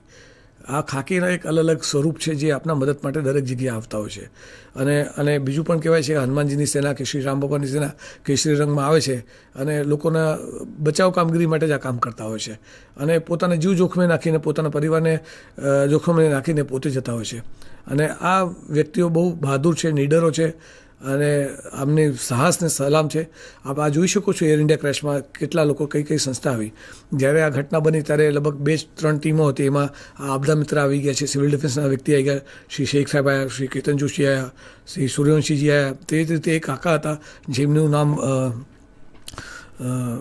અત્યારે હાલ મને યાદ નથી. તો એ કાકા 80 વર્ષના હતા, અને 80 વર્ષના કાકા ત્યાં આવીને મને કહે છે અમને મદદ કરવી છે. તો કાકાને કહ્યું, કાકા મને આપ શું મદદ કરી શકશો? હવે સ્થાનિક નાગરિક હતા, એમનું નામ આહુજા કાકા. તે આહુજા કાકા મદદ માટે આવી ગયા. તે આહુજા કાકાએ કીધું, કાકા આપ શું મદદ કરી શકશો? આ બિલ્ડિંગમાં ચડવાનો, આગમાં આપનો જીવ જોખમાં છે. ના, કે મને કંઈ કામ કરવું છે, ને હું સ્વયં સેવક પણ છું. તો એમને એક આગેવાને લીધી કે જે વ્યક્તિઓ આમાં વિક્ટિમ થયા છે, કે જેમાં ભોગ બન્યા છે, તેના પરિવારને સાંત્વના માટે, તેમને માર્ગદર્શન માટે, કે કયા વોર્ડમાં એમના બોડીઝ ગઈ છે, કે વ્યક્તિઓ એડમિટ થયા છે, તેનું પોતે નોંધણી કરવાનું શરૂ કર્યું. અને બધાને મદદરૂપ થવા. તેના માટે અમારા આપદા મિત્ર છે, સિવિલ ડિફેન્સ છે, તેમના મદદમાં આપી દીધા. કયા વોર્ડમાં કયો પેશન્ટ જાય છે, કયા વિસ્તારના છે અને કઈ વસ્તુ છે તેનો લોક કરતા ગયા. અને આ જ માહિતી માનનીય કલેક્ટર સાહેબ, હોસ્પિટલ પ્રશાસન, SDMએ જે રેકોર્ડ જે જોઈતો હતો એ રેકોર્ડ અમારી તરફથી એમને મોકલવામાં આવ્યો કે ફાયર ડિપાર્ટમેન્ટે જે કામગીરી કરી હોય તો તેને બધી વસ્તુ આ બધા સ્વયંસેવકો જે આપણા ગામમાં જે સ્વયંસેવકો હોય છે એ આ કામ કરી શકે છે.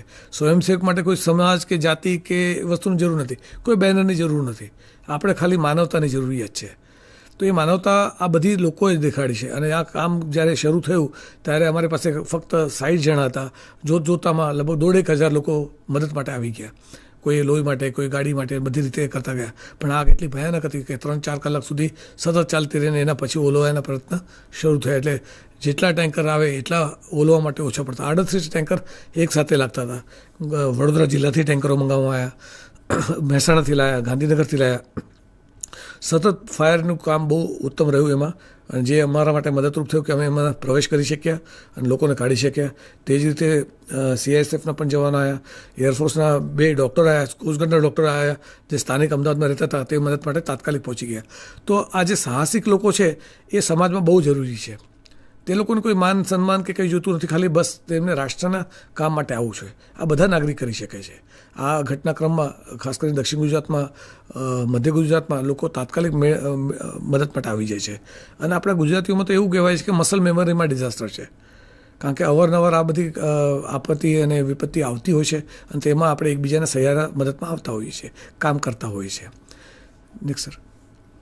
હવે આવી જે ઘટના પછી ઘટના એ જ વખતે ગયા વર્ષની જ હું ઘટના બતાવું છું.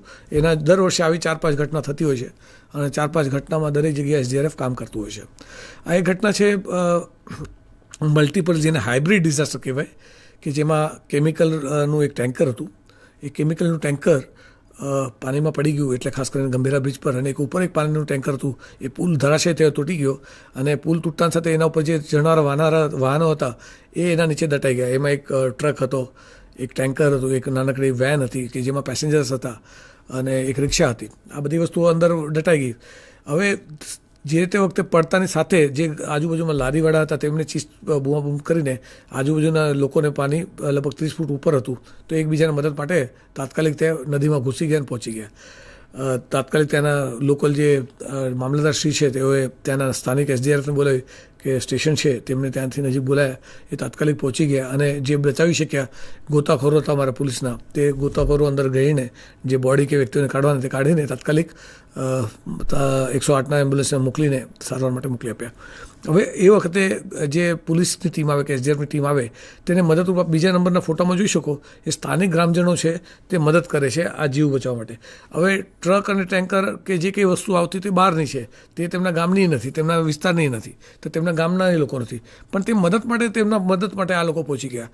આ આપણા ગુજરાતમાં કરવાનું છે, બધાએ ગામડામાં, બધાએ સૌરાષ્ટ્રમાં, કે કોઈ પણ ગામ હોય, ભલે આપણા ગામ નથી કે અન્ય કોઈ ગામ છે, તેના મદદ માટે આપણે જવું. કોઈ જાતિ સમાજ માટે નહીં, રાષ્ટ્ર માટે જવું, રાષ્ટ્રીયતા માટે જવું, નાગરિકો માટે જવું. એક જીવને બચાવો, એ ભલે પશુ હોય કે નાનકડું પક્ષી હોય કે કોઈ પણ જીવ હોય, તો તે માટે આ કરવું જરૂરી છે. આ જ માનવતા છે અને આ જ ભગવાન પણ કહે છે. દરેક ભગવાન કહે છે, એ ભલે આપ કુરાન શરીફમાં જુઓ કે આપણા હિન્દુ શાસ્ત્રમાં જુઓ કે ક્રિશ્ચનમાં જુઓ કે બધામાં છે. આ તો તમામમાં માનવતા જીવનનું જે છે, માનવને બચાવવાનું આ કામ છે અને આપણે કરીએ છીએ. અને ગુજરાત થકી આ બધા જ રાજ્યો શીખી શકે છે. ઘણા રાજ્યોમાં ભણાવવા જાઉં ત્યારે મને પૂછવામાં આવે છે કે આટલું મોટું ધરતીકંપ થયો તમે પાછા ઊભા થઈ ગયા, આટલા પૂર તમારા વડોદરા સુરતમાં આવી જાય છે, પાછા તમારા જીવન ચાલુ થઈ જાય છે. એટલે હા, અમારા માટે એવું છે કે અમે એ વસ્તુ ભૂલીને તાત્કાલિક આગળ વધતા જઈએ છીએ, ઊભા નથી રહેતા. અને આગળ એમાંથી કેવી રીતે બચવું તેને અમે પ્રયત્ન કરીએ, તેનું માર્ગદર્શન મેળવીએ છીએ અને કામગીરી કરતા હોઈએ છીએ. તો આ રીતે આપણે આ કામગીરી કરી છે. આ રાષ્ટ્રીય લેવલ પર આની નોંધ લેવાય છે. અને મલ્ટિપલ હાઇબ્રિડ 70-80 ફૂટ પાણી સાથે કેમિકલ અને કેમિકલના વચ્ચે જવું, આ સાહસિકો જે આપણા SDRF ગુજરાત પોલીસના છે. 2 ફરક છે, SDRF અલગ છે અને NDRF અલગ છે. NDRF એ રાષ્ટ્રીય સેવાનું દળ છે, એ રાષ્ટ્રીય લેવલ પર આપત્તિ પર કામ કરતું હોય. આપણા જિલ્લા અને તાલુકા લેવલ ખાતે જે કંઈ આવતું હોય એ SDRF છે, એ રાજ્ય આપત્તિ વ્યવસ્થાપન છે. એ આપણા ગુજરાત પોલીસનો ભાગ છે અને બધા ગુજરાતીઓ જ છે આપણે, એટલે આપ એમની સાથે ગુજરાતીમાં વાત કરી શકો છો. તેમને આપણે જે લેખામાં કે જે ભાષાના છો એ ભાષા હોય, કચ્છની ભાષા કચ્છી ભાષા છે તો ત્યાંની ટીમ કચ્છની ભાષા બોલતી હોય, ત્યાંના જ વિસ્તારના લોકો હોય, જામનગર છે કે હલાર પંથના વ્યક્તિઓ છે કે આપણા ગીરના વ્યક્તિઓ છે તો ત્યાંના સ્થાનિક ભાષા છે તો ત્યાંના વ્યક્તિઓ ત્યાં ટીમમાં છે. ગોંડલના 3 ટીમ છે. ગોંડલની ટીમ છે એ જૂનાગઢ ખાતે, સોમનાથ ખાતે છે, પોરબંદર ખાતે છે. રાજકોટની જે ટીમ છે એ જામનગર, દ્વારકા અને ખાસ કરીને રાજકોટ ખાતે કામ કરે છે. એવી રીતે અમદાવાદની જે ટીમ છે બોટાદ અને સુરેન્દ્રનગર વિસ્તારમાં કામ કરતી હોય છે. તો આ અને ભાવનગર અને અમરેલી જિલ્લામાં NDRF આવે છે કારણ કે ત્યાં વધારે વરસાદ પડતો હોય છે અને વિસ્તારમાં વ્યક્તિ એટલે જનસંખ્યા પણ ઓછી છે તો તે જગ્યાએ NDRFને મૂકવામાં આવેલી છે. નેક્સ્ટ, હવે થોડું એક વિષય આપણે સમજ કરવા માંગીશ. આપત્તિ સમયે આપણે ત્યાં ઘણી વસ્તુ થતી હોય છે જે આપણે વસ્તુ સમજાય કે આપણા નાનકડા ગામમાં એક નાનું ગામ છે 15 ઘરનું કે 50 ઘરનું કે 100 ઘરનું, ત્યાં કોઈ ઘટના ઘટે. હવે ઘટના શું છે? ઘટના અકસ્માત છે, કઈ આપત્તિનો વિસ્તાર કયો છે, સ્થાન ભૌગોલિક કયું છે, તેની આપણે ગામમાં એક નોંધ કરવી જરૂરી છે. એને અક્ષાંશ રેખાંશ વગર લઈને એ આપણા મામલતદારશ્રી કે કલેક્ટરશ્રી સાહેબના કચેરી ખાતે તેને મોકલવામાં આવે તો એને ટ્રિગરિંગ મિકેનિઝમ, એટલે તમને જેવી વસ્તુ થઈ, કોઈ આગ લાગી છે, કોઈ માણસ પાણીમાં ડૂબી ગયું છે કે કોઈક તાત્કાલિક મેડિકલ ઇમરજન્સી ઘર ધરાશય થયું છે કે કોઈ પુલ તૂટી ગયો છે કે રોડમાં અકસ્માત થયું છે કે રેલવેનો અકસ્માત થયો છે, તો જેટલું વહેલા ઝડપે તમે સંચાર કરશો તો તેને આપણે ટ્રિગરિંગ મિકેનિઝમ, જો આપણે બંદૂકની ગોળી દબાઈએ, ટ્રિગર દબાઈએ અને ગોળી તાત્કાલિક નીકળી જાય સેકન્ડમાં, એને ટ્રિગરિંગ મિકેનિઝમ કહેવાય છે. હવે એ કયા લેવલ પર છે? એ લેવલ આપ જ્યારે જણાવશો તો આપણા જિલ્લાના મામલતદારશ્રી છે અને કલેક્ટરશ્રી છે તેનું લેવલ એ લોકો જાતે ઘટનાનું કરે. એમાં લેવલ 1, લેવલ 2 અને લેવલ 3. હવે લેવલ 2 અને લેવલ 1 છે એ સ્થાનિક લેવલ છે જે આપણા ગામમાં નાની ઘટના થાય છે, અકસ્માત વગેરે જે છે તો એ ઘટનાઓમાં આપણે એને લેવલ 1, લેવલ 2 કહીએ.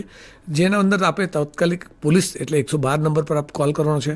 112માં અમારે પોલીસના મોબાઈલમાં અમારા એક હોમગાર્ડ મિત્ર હોય, પોલીસના જમાદાર સાહેબ હોય, એ આપણા મદદ માટે તાત્કાલિક ગુજરાત પોલીસ આપણા સેવામાં કોઈપણ જિલ્લાના કોઈપણ ગામડા 15 મિનિટમાં પહોંચી શકે છે. દૂર પરાના વિસ્તાર હોય તો સમય લાગી શકે, જંગલ વિસ્તાર હોય, ભેકડ વિસ્તાર હોય, ડુંગર વિસ્તાર હોય તો દૂરના વિસ્તાર હોય તો ત્યાં વાર લાગી શકે છે. પણ ત્યાં PCR વેન, 112 આ બધી વસ્તુઓ આપણી ત્યાં સેવા છે. દરેક ગામમાં આપણા ત્યાં બીટ જમાદાર સાહેબ છે, દરેક ગામમાં આપણી પાસે હોમગાર્ડ છે, અમારા GRD છે, SRD છે, એ આપણા પોલીસના ભાગ છે અને તે લોકો આપણા ગામના રક્ષકો છે. આપ એમની સાથે સંવાદ કરો, એમની સાથે મિત્રતા કરો, એ આપણા મદદ માટે આવે છે. આ જ પોલીસની 112ની સાથે આપણે 108 એમ્બ્યુલન્સ સેવા છે તે પણ આપણે મળી શકે છે દરેક જગ્યાએ. તેમને કંઈક પ્રાથમિક સારવાર કે ઇમરજન્સી છે તેને બોલો. આ એક DPO નામની એક વ્યક્તિ છે જે આપણા દરેક જિલ્લા ખાતે GSD દ્વારા નિમણૂક કરવામાં આવે છે, જે ડિસ્ટ્રિક્ટ ઇમરજન્સી ઓપરેશન સેન્ટરમાં મૂકવામાં આવે છે. જે DPO છે તેઓ આપણા જિલ્લાના જે આપદા વ્યવસ્થાપન છે તેના માટે તેઓ પ્રોજેક્ટ્સ બનાવતા હોય છે, આપણા જિલ્લાના આંકલન કરતા હોય છે અને તેઓ મામલતદારશ્રી અને કલેક્ટરશ્રીના માર્ગદર્શન હેઠળ ત્યાં કામગીરી કરતા હોય છે. હવે ત્યાં આપણા જિલ્લામાં માર્ગ અને મકાન વ્યવસ્થા છે તો તેની પણ ઘણી બધી જવાબદારી છે. તે આપણા મદદ માટે 1 મિનિટના એલાર્મમાં મેસેજ વોટ્સઅપ કરતાં તે લોકો બધા એલર્ટ થઈ જશે. દરેકના કંટ્રોલ રૂમ દરેક જિલ્લા ખાતે છે, દરેક સંસ્થા અને વિભાગના, અને એ વિભાગ જે તે પ્રાથમિક મદદ માટે દરેક જિલ્લામાં પહોંચી જાય છે. હવે આજે SDM સાહેબ છે, જેને આપણે માનનીય કલેક્ટર સાહેબ કે માનનીય ડેપ્યુટી કલેક્ટર સાહેબ કે પ્રાંત સાહેબ છે, એ પ્રાંત સાહેબ અને SDPO સાહેબ કે અમારા પોલીસના SDPO કહેવાય અને ત્યાં આપણા SDM સાહેબ કહેવાય. એવી રીતે મામલતદાર સાહેબ અને PI સાહેબ બંને એક સરખા અધિકાર છે તો તેમને આપ જાણ કરી શકો છો સ્થાનિક PI સાહેબને કે આ રીતનું જોખમ છે અને તે રીતે આપણે મદદ માટે આવી શકે છે. અને કોઈ જગ્યાએ ગુજરાત પોલીસે ક્યારેય ના નથી પાડી અને દર વખતે બચાવ કામગીરી માટે તે લોકો આવ્યા છે.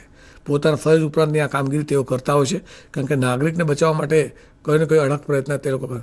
હવે જોઈએ તો 5 થી 25 કિલોમીટરના ત્રિજ્યામાં આ કટોકટી દરમિયાન તમને કઈ રીતે મદદ મળી શકે તેનું અમે લોકો મેપિંગ કરીએ છીએ, જેને બધા બચાવમાં કયો હોસ્પિટલ નજીકમાં છે, ફાયર સ્ટેશન કયું નજીક છે, કયું રેલવે સ્ટેશન નજીક છે, જ્યાંથી આપણે ત્યાંથી લોકોને વ્યવસ્થાપન સ્થળાંતર કરી શકીએ. વાવાઝોડું આવી રહ્યું છે તો ફોન બંધ થઈ જશે તો વૈકલ્પિક વ્યવસ્થા શું છે, ઈમેલ, વોટ્સઅપ દ્વારા અમે ચેતવણી કરતા હોઈએ છીએ, હેમ રેડિયો દ્વારા કહેતા હોઈએ છીએ, આપણે FM રેડિયો મારફતે GSDMA દ્વારા પણ સિગ્નલ કરવામાં આવે છે.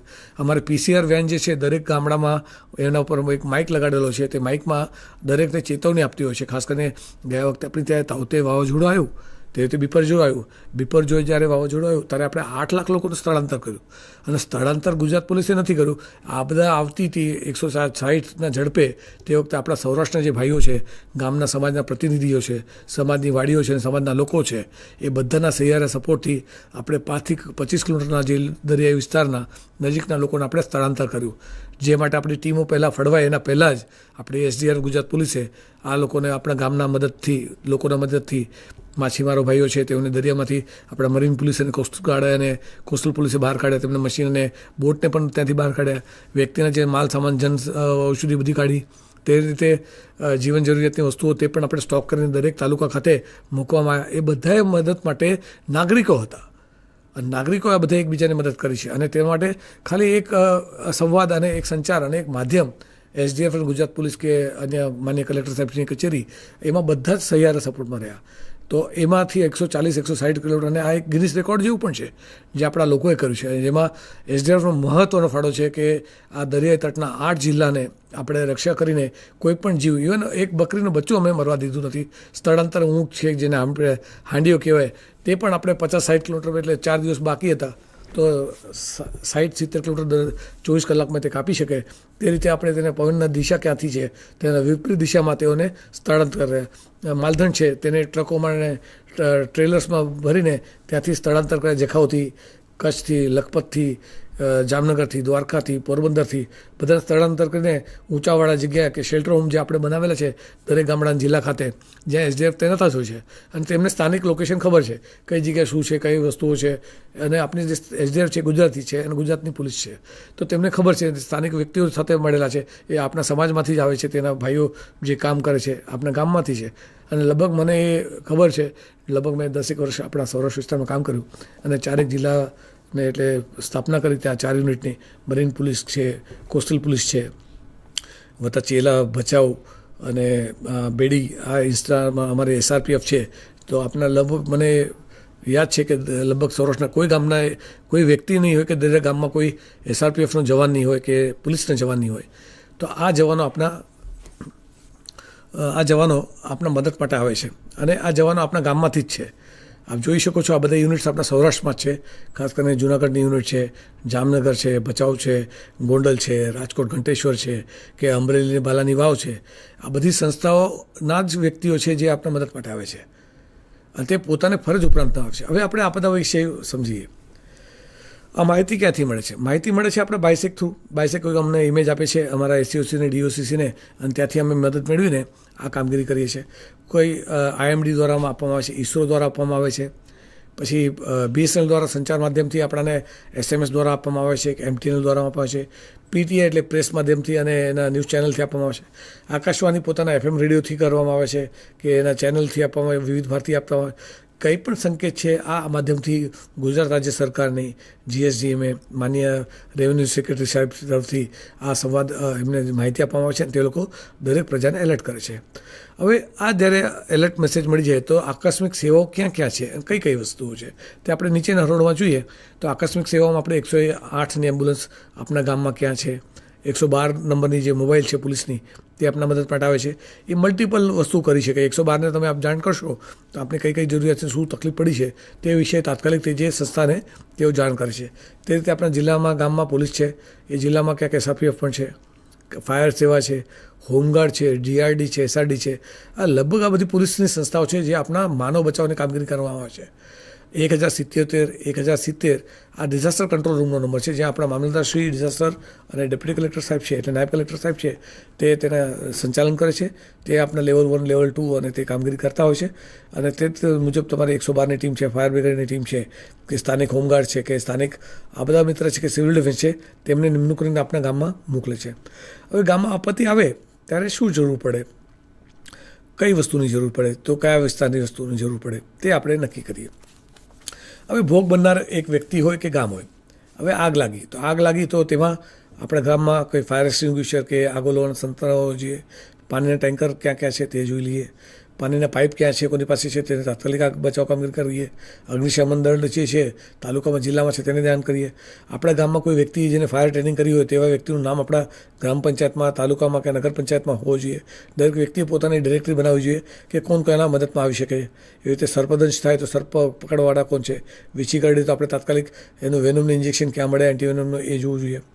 ખાસ કરીને હવે બીજા નંબર પર જઈએ તો ડૂબવાની ઘટના દરેક ગામમાંથી પસાર થતી નદી કે તળાવ કે વાંકડો કે ડેમ આવ્યો હોય તો તે ગામમાં એક એલાર્મ હોવો જરૂરી છે કે જ્યાં આવું પાણી જો ઉપર લેવલ આવી જાય ગામના એક સ્તર લેવલ પર તો તાત્કાલિક ગામને એલર્ટ કરે, ત્યાંથી પશુધન કે માલધન જે છે તે ત્યાંથી સ્થળાંતર કરીને તાત્કાલિક બહાર, કારણ કે મૂંગા જનાવરને આ વિશે ખબર નથી હોય તેને બાંધી રાખવામાં આવે છે અને જેના કારણે તે ભોગ બનતા હોય છે.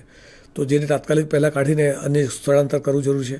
આપણે ત્યાં તરતા આવડનાર વ્યક્તિઓ છે તે લોકોએ ખાસ ધ્યાન રાખવાનું કે જ્યારે એ પાણીમાં બચાવ કામગીરી કરવા જાય ત્યારે પોતાનો પાસે રબરની ટ્યુબ, દોરડો કે અન્ય કોઈ વસ્તુ સંસાધનો સાથે લઈ જાય, કારણ કે વ્યક્તિ જેને બચાવવા જાય છે એ પણ પોતે બચવાનો પ્રયત્ન કરતો અને પછી પકડી લે છે તરવૈયાને અને સાથે સાથે એ પણ ડૂબી જાય છે.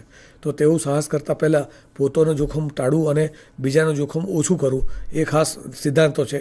એ સિદ્ધાંતો માટે દરેક ગ્રામ પંચાયતના સરપંચશ્રીઓની વિનંતી, ખાસ કરીને સૌરાષ્ટ્ર વિસ્તારમાં, કે આપણા દીકરીઓ બહેનોને ખાસ તરતા શીખવાડવું જરૂરી છે. એ વિસ્તારમાં તોફાન આવતા હોય છે, પાણી ભરાતું હોય છે. પાણી કે સામાન્ય જ છે, કારણ કે 8-10 કલાક પછી પાણી ઉતરી જાય છે. ઘેડ પંથકમાં થોડું પાણી વધારે ભરાય છે. તો પણ જે દીકરી બહેનો કે ફસાઈ ગયા હોય કે તણાય છે તો તેના કારણે તે દીકરી બહેનોને આપણે આ સતર્કતા માટે તાલીમ આપવી જરૂરી છે. તેમજ આ વસ્તુ દરમિયાન નાનકડા બાળકો છે તેને પણ આપણે પ્રાયોજન કરીએ. આ વસ્તુ હવે ત્રીજા નંબર પર જઈએ કે ઇમારત ધરાશય થાય. જ્યારે પૂર આવતો હોય કે ભૂકંપ થતો હોય ત્યારે બિલ્ડિંગ નીચે પડી જાય તો પાણીના પૂર ઓસર્યા પછી લગભગ ઇમારત ધરાશય થાય છે, જેને આપણે બિલ્ડિંગ કોલેપ્સ કહીએ. તો ઘણા બધા ઘરના પિલરો હોય છે, ઘણા બધા ઘરમાં લાકડાના મોભા હોય છે, એના નીચે દટાઈ ગયા હોય તો તે વખતે આપણા ગામમાં કયા સંસાધનો છે, જેસીબી છે કે કટર છે, ટર્નર છે, કોઈ વેલ્ડરભાઈની દુકાન છે કે કોઈ મિસ્ત્રી સાહેબની કોઈ દુકાન છે જેમાં બધા ઓજારો મળી જાય અને એ ઓજારોથી આપણે આ કામગીરી કરી શકીએ. સંસાધનોમાં ટ્રેક્ટર છે કે જેસીબી છે કે ટ્રક છે કે જેના માધ્યમથી વસ્તુઓ લાવી શકીએ, મૂકી શકીએ.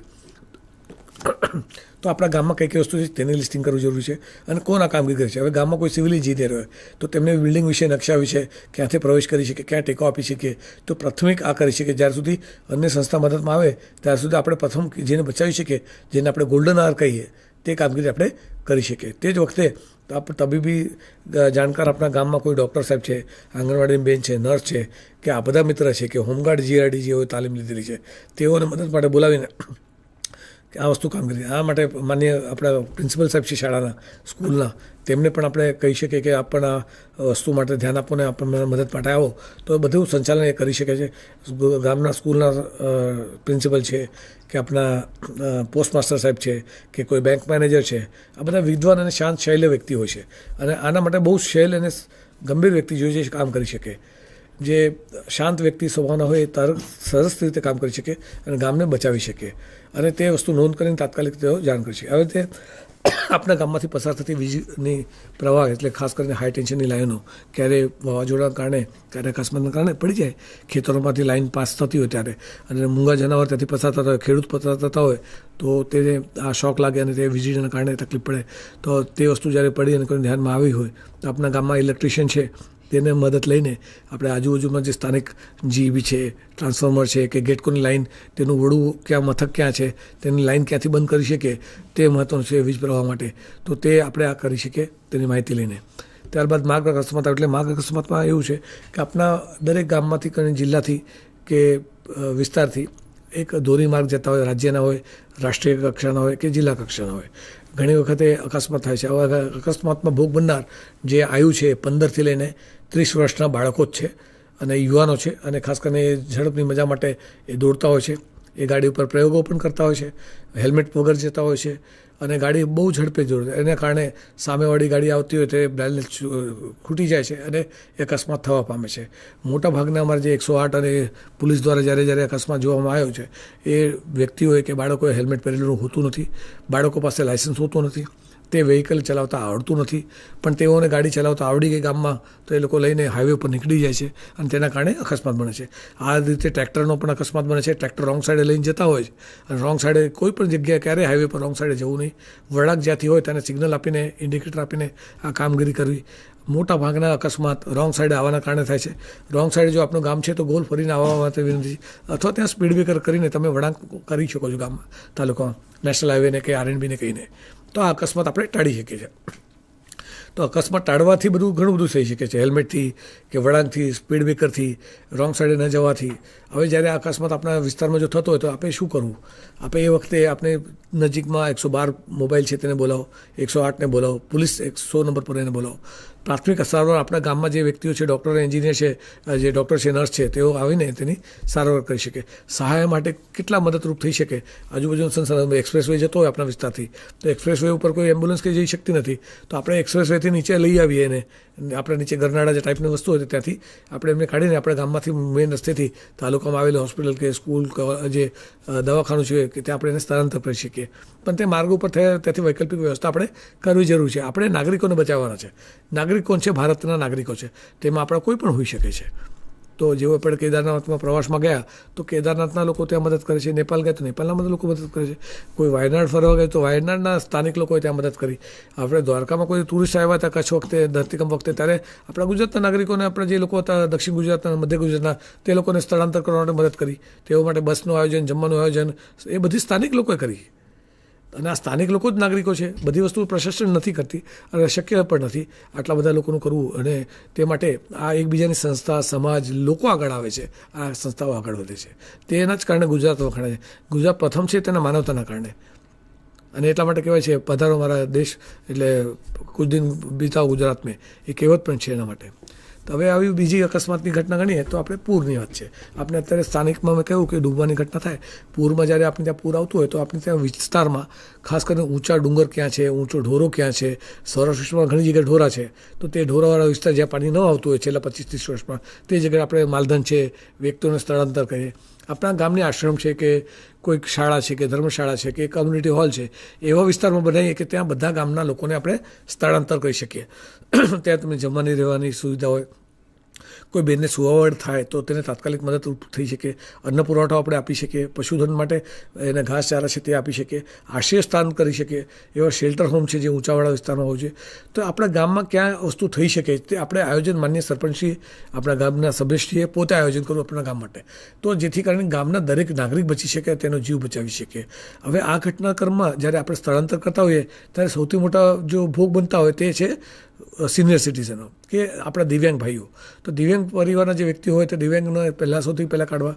તે રીતે સિનિયર સિટીઝન જે વરિષ્ઠ નાગરિક છે, માતાઓ છે કે ભાઈઓ છે, પપ્પાઓ છે, તેઓને કાઢવા. ત્યાર પછી આપણા બાળકો છે, બહેનો છે, તે પશુઓ છે, યુવાઓ છે. તો યુવાએ સૌથી વધારે ઝડપથી આ કામ કરવું. અને કંઈ બૂમાબૂમ ચીજ પાડવાની જરૂર નથી. બહુ પ્રેમથી અને સભ્યતાથી કરીએ અને એક બીજું પ્રેમારથી વાત કરીએ, કુશળતાથી કરીએ અને ઝડપથી કરીએ તો બધાના જીવ આપણે બચાવી શકીએ છીએ. બચાવવા માટે ખાલી આગમતા, ચેતવણી અને પગલાં લેવા જરૂરી છે. સાહસ કરવો જરૂરી છે. અને દરેક નાગરિકમાં આવે તો બધા જ નાગરિકો આજે SDFની જેમ તાલીમબદ્ધ થઈ શકે છે અને દરેક તાલીમ આપણે લઈ શકીએ છીએ. આ રીતે રેલ ઘટના ગણીએ તો ગુજરાત રાજ્યમાં એક સુરત ખાતે સૌરાષ્ટ્ર એક્સપ્રેસ ડિરેલ થઈ ગઈ હતી. હવે સૌરાષ્ટ્ર એક્સપ્રેસ જે મુંબઈથી ભાવનગર અને આપણે જૂનાગઢ ખાતે આવતી હોય છે, રાજકોટ ખાતે આવતી હોય, તે અકસ્માત દરમિયાન સુરતના સ્થાનિક નાગરિકો હતા ઉધના પાસે, તે લોકો તેના મદદ માટે જતા રહ્યા ડિરેલમેન્ટ વખતે. એવી રીતે સમલાયા ખાતે એક અકસ્માત થયેલ હતો, તો એ વખતે આજુબાજુના જે આદિવાસી વિસ્તારના ગામડા હતા તે તેના મદદ માટે જતા રહ્યા. તેમની પાસે વેલ્ડિંગ મશીન હતા, કટર હતા, ટર્નર હતા, જે આજુબાજુ કારખાનાથી લઈને તે લોકો મદદ માટે પહોંચ્યા અને તેમને મદદ કરી. જ્યાર સુધી અન્ય સંસ્થાથી મદદ આવે તે રેલવે સ્ટેશન, રેલવે લાઇનથી મેઇન રોડ ઉપર કેવી રીતે પહોંચી શકીએ, ત્યાં નજીકનો રોડ કયો, ત્યાં આપણું ટ્રેક્ટર કે જીપ જઈ શકે, તેમાંથી તેમને સ્થળાંતર કરીએ. તેમના માલ સામાન છે તેની પણ સુરક્ષા કરવી જરૂરી છે. આ રોડ ઉપર કોઈ અકસ્માત થયો હોય તો ગાડીમાં સાધન હોય, એમનો કંઈક અંગત વસ્તુઓ પડી હોય કે દાગીના પડેલા હોય, તેની સુરક્ષા પણ જરૂરી છે. કારણ કે નાગરિકનું છે, બીજાના પરસેવાની વસ્તુઓ છે, એ તો રેલવેની છે. તે સુરક્ષાનું પણ ધ્યાન આપણા ગામના લોકોએ જોવું જોઈએ અને તેને મદદ થવા. અને આપણે ભારતીય નાગરિક છે અને આપણા સંસ્કૃતિમાં છે અને દરેક સમાજ આ વસ્તુ માટે આગળ નહીં કરે છે. તે વસ્તુ ખાસ ધ્યાન રાખવી. આ અકસ્માત થાય ત્યારે આપણા નજીકમાં રોડ ક્યાં છે, વાહનો કયા ઉપલબ્ધ છે આપણી ગામમાં તેને મદદ મળશે. રસ્તા પર કોઈ જતી વાહનો છે એ વાહનોને રોકીને આપણે રિક્વિઝિટ કરીને એ વાહનમાં આ લોકોને સ્થળાંતર કરીને તાલુકા લેવલના દવાખાને છે કે કોઈક આશ્રમ છે કે સ્કૂલ છે કોલેજ છે તે જગ્યાએ આપણે એને મોકલી શકીએ. આપણા ગામમાં સંસાધનો કયા છે તે આપણે જોઈએ, હોસ્પિટલ ક્યાં છે તે કરી શકીએ. તો આ માટે આ ગામ આપણે પોતે સરપંચ સાહેબ છે કે તેમના લોકો છે તેમની સાથે આ ટીમ વર્ક કરીને આવી ઘટના ઉપર મોક ડ્રીલ આપણે આપણા ગામમાંથી જો પસાર થતી રેલવે હોય કે હાઈવે હોય કે એક્સપ્રેસ વે હોય તે આ વસ્તુઓ જે આપણે વિષય બતાવ્યા તે વિષય ઉપર આપણે પોતાની ગામની એક પોતાની મોક ડ્રીલ કરી શકો છો. આ સપ્ટેમ્બરથી લઈને ઓક્ટોબર, નવેમ્બર, ડિસેમ્બર દરમિયાન SDF ત્યાં સ્થાયી છે તે વખતે આપણે એને બોલાવીને તેમને આ મદદમાં લઈ શકો છો. આ જ રીતે ભૂકંપ થાય, આપણો સમગ્ર સૌરાષ્ટ્ર વિસ્તાર અને ગુજરાત વિસ્તાર ભૂકંપગ્રસ્ત છે અને લેવલ 4 અને 5 એટલે હવે વધી ગયું છે. તો જે પણ મોટી બિલ્ડિંગો છે એટલે જેને 2 માળાથી ઉપર જે કહીએ તે જોખમી પણ છે અને તકલીફવાળું પણ છે. તો તેનું સ્ટ્રક્ચરલ ડિઝાઇનિંગ એટલું મજબૂત હોવું જોઈએ કે ધરતીકંપના 8-9 રિક્ટર સ્કેલ પર એ ન પડી શકે. લગભગ એવું એન્જિનિયરિંગ શક્ય નથી અને બહુ કાઠું છે. તો આ બધી વસ્તુઓ કારણ કે ભૂકંપ થવાનું કારણ શું છે? પેટાળમાં ટેક્ટોનિક પ્લેટ હલે છે. મતલબ પેટાળમાં જે ભૂવા પડે છે, આપણે જોઈએ છે ભૂવા પડે છે. તો ભૂવા કંઈ નથી, એ નીચેની જે નદીઓ છે, પાણીનો પ્રવાહ છે. ગુજરાતમાંથી ઘણી બધી નદીઓ ઉત્તર ભારતથી એટલે હિમાલયથી નીકળે છે અને એ દરિયાકાંઠે આપણા ગુજરાતના સૌરાષ્ટ્રમાં મળે છે. તો જેના કારણે ભૂવા પડતા હોય છે, જે ખાસ કરીને આપણે જોયું છે મહેસાણા, અમદાવાદ અને ઉત્તર ગુજરાતમાં, તેવી રીતે રાજકોટમાં પણ પડતા હોય, ગોંડલ વિસ્તારમાં પણ પડતા હોય. તો તેના માટે આ બિલ્ડિંગો જે છે, બિલ્ડિંગ નીચેથી જો માટી નીકળી જાય, ખસી જાય, પાણીનો વહેનો છે, નીચે તળાવ હોય છે, તો તે ખસી જાય તો એ બિલ્ડિંગ નીચે ધરાશયી થઈ શકે, બિલ્ડિંગ ભૂકંપ પણ થઈ શકે. તો એના કારણે તે વખતે આપણે સૌથી પહેલાં શું કરવું, ત્યાંથી જે ખુલ્લી જગ્યા છે તે ખુલ્લા વિસ્તારમાં લોકોને સ્થળાંતર કરી દઉં. બાળકો, બહેનો, દીકરીઓ, નાનકડા ઘોડિયા બાળકો, તેને પહેલાં ઉપાડી લેવા અને એને લઈને બહાર નીકળી જવું, ઘરથી દૂર જવું. વીજળી ખાંભલા નીચે કે ઝાડ નીચે, શેડ નીચે ક્યાં ઊભું ન રહેવું, ખુલ્લા વિસ્તારમાં રહેવું, એ ખાસ ધ્યાન રાખવું. તે જ વખતે આપણા ગામમાં કોઈ એલાર્મ સિસ્ટમ હોય કે ધરતીકંપ આવ્યો છે અને એલાર્મ વાગે. એલાર્મ હવે ગુજરાત રાજ્ય સરકારે અને સેસ્મોલોજી રિસર્ચ ઇન્સ્ટિટ્યૂટે એક પ્રયોગ કર્યો છે કે જ્યારે ધરતીકંપના કંઈ આંચકા આવતા હોય જે તે વિસ્તારમાં ટ્રિગરિંગ એટલે એલાર્મ વાગશે અથવા આપણે SMS આવી જશે. આ એક આયોજન થઈ ગયું છે અને ટેસ્ટ ડ્રાઈવ પણ એમના થઈ ગયા છે. ઇમરજન્સી અને NDMA દ્વારા કરવામાં આવ્યું છે અને દરેક રાષ્ટ્રના દરેક જિલ્લા ખાતે આ કર્યું છે અને થઈ ગયું છે. અને લગભગ આપણે માહિતી પણ મળી જાય ને એ વખતે આપણે જેવો એલાર્મ કે મેસેજ આવે તો એને વાંચવો જરૂરી છે કે એલાર્મ શાનો છે. આપણે ત્યાં વાઇબ્રેટર મોડમાં જ મેસેજ આવશે આપણા ફોનનો. તો એ ટ્રિગરિંગ એલાર્મ આપણા NDMA દ્વારા કરવામાં આવે છે કે સેસ્મોલોજીકલ રિસર્ચ દ્વારા કરવામાં આવે છે અને સંકેત આપવામાં આવે છે. તો તે વખતે આપણા ગ્રામજનોએ ધ્યાન રાખવું, ખાસ કરીને ઉત્તર સૌરાષ્ટ્ર એટલે ખાસ કરીને કચ્છ, ભુજ, રાજકોટ, જામનગર આ જગ્યાએ પેટાળમાં હલનચલન દૈનિક ચાલતી હોય છે અને દૈનિક આ સ્કેલ નોંધાય છે. મારા અનુભવ જે કચ્છના છે, જામનગરના અને ખાસ કરીને દ્વારકાના એ અમે નિહાળ્યા છે અને જોયા છે અને વ્યક્તિગત અનુભવાયા છે. તો તેની ખાસ તકેદારી રાખવી. આપણે ગેસ હવે જઈએ ગેસ પાસે. સૌરાષ્ટ્ર વિસ્તારમાંથી ગેસ ઘણા બધા ટેન્કરો પસાર થાય છે. ગેસ કેવી રીતે પસાર થાય? આપણે ત્યાં આવેલા દરિયા કિનારાના પોર્ટ છે, મુન્દ્રા છે, પીપાવાવ છે, વેરાવળ છે કે આપણા ઘોઘા છે, આ બધા અલગ અલગ વિસ્તારના પોર્ટ આવેલા છે. એ પોર્ટ ઉપર ઘણી જગ્યાએ કેમિકલના ટેન્કર કે કેમિકલના દ્રવ્યો ઉતરતા હોય છે, ટાંકા ઉતરતા હોય છે અને એ ટ્રાન્સપોર્ટ વળી આપણા ગામમાંથી પસાર થતા રોડથી જતા હોય છે. ઘણી વખતે આ ગેસ લીકેજ થાય, કેમિકલ લીકેજ થાય, તો તે વખતે આપણે કરવું શું? તે વખતે આપણે તાત્કાલિક ગામમાંથી જે પવનની દિશા હોય તેના વિપરીત 90 ડિગ્રીના એંગલમાં જઈને નીકળી જવું, જેથી કરીને ગેસના કારણે આપણે પ્રભાવિત નથી. શક્ય થાય તો પાણીનો રૂમાલ જે છે, રૂમાલ નાક ઉપર બાંધીને આપણો ચશ્મા રાખીને એ નીકળી જવું, સ્થળાંતર કરી લેવું ત્યાંથી. અને ગેસનો પ્રસાવ થાય તે વખતે તાત્કાલિક આપણે ફોન કરીને જાણ કરવી. અને ગેસ જે વિસ્તાર જે દિશાથી આવતા હોય તેના 90 ડિગ્રી ખૂણામાં જવું, સામેની દિશા કે તે જ દિશામાં ન ચાલવું અને તે ન નીકળવું. અને ગેસ ટેન્કર ઓલવવા માટે કોઈ પ્રયત્ન ન કરવા, ખાસ કરીને LPG છે કે અન્ય કોઈ કેમિકલ છે, કારણ કે તેના આપણે નિષ્ણાત નથી તેના જાણકાર. તે બાબતે સ્પેશિયલ ટીમ છે આપણી ફાયરની અને ડિશની, તે નિષ્ણાતો છે, તે તેને કરી શકે છે. આવી ઘટના થાય તો તે ટેન્કર કે વિસ્તારમાં આવેલું કે અકસ્માતની જગ્યા છે ત્યાંથી ઘણા દૂર નીકળી જવું. દૂર નથી કહેતો, ઘણું દૂર જતું રહેવું જરૂરી છે. બરાબર? તો આપ એના ભોગ બની શકો છો. આ રીતે ઘણી બધી ઘટનાઓ, આ તો મેં ફક્ત 10 ચાર્ટ આપ્યા છે. એવા આપણે વીજળી પડવાની ઘટનાઓ થાય છે આપણા વિસ્તારમાં, ખાસ કરીને અમરેલી છે, ગીર પંથક છે, સોમનાથ વિસ્તાર છે. અવારનવાર વીજળીના કારણે આપણા પશુધન મરી જાય છે, ઘણી વખતે વ્યક્તિઓ પણ હતાહત થાય છે. જનાવરોને પણ તકલીફ પડે છે. તો વીજળી પડે છે તેનું ધ્યાન રાખો. તેના માટે આપણે IMD સંસ્થા છે, ઇન્ડિયન મેટ્રોલોજીકલ ડિપાર્ટમેન્ટ, તેના દ્વારા એક એપ્લિકેશન આપવામાં આવી છે જેનું નામ છે સચેત. આપ લોકોને વિનંતી છે આ એપ્લિકેશન આપણા મોબાઈલમાં ડાઉનલોડ કરી લેવી. તેમાં દામિની નામની એક છે, એક સચેત છે. આમાં આપ જો લોકેશન આપનું નાખશો તો આપણા વિસ્તારમાં કેટલો વરસાદ પડશે, ક્યારે પડશે, કેટલા કલાક પડશે અને કેટલું પાણી ભરશે તે પણ આપને માહિતી તેમાં મળી જશે. અને આપના માટે મદદ માટે દરેક જગ્યાના કંટ્રોલ રૂમના નંબર હું આપણે બતાવવા માગીશ. એ કંટ્રોલ રૂમના નંબર પણ આપ ફોટો પાડીને આપના મોબાઈલમાં રાખી શકો છો અને આપણા ગામના, તાલુકાના, જિલ્લાના લોકોને આપ જાગૃત કરી શકો છો.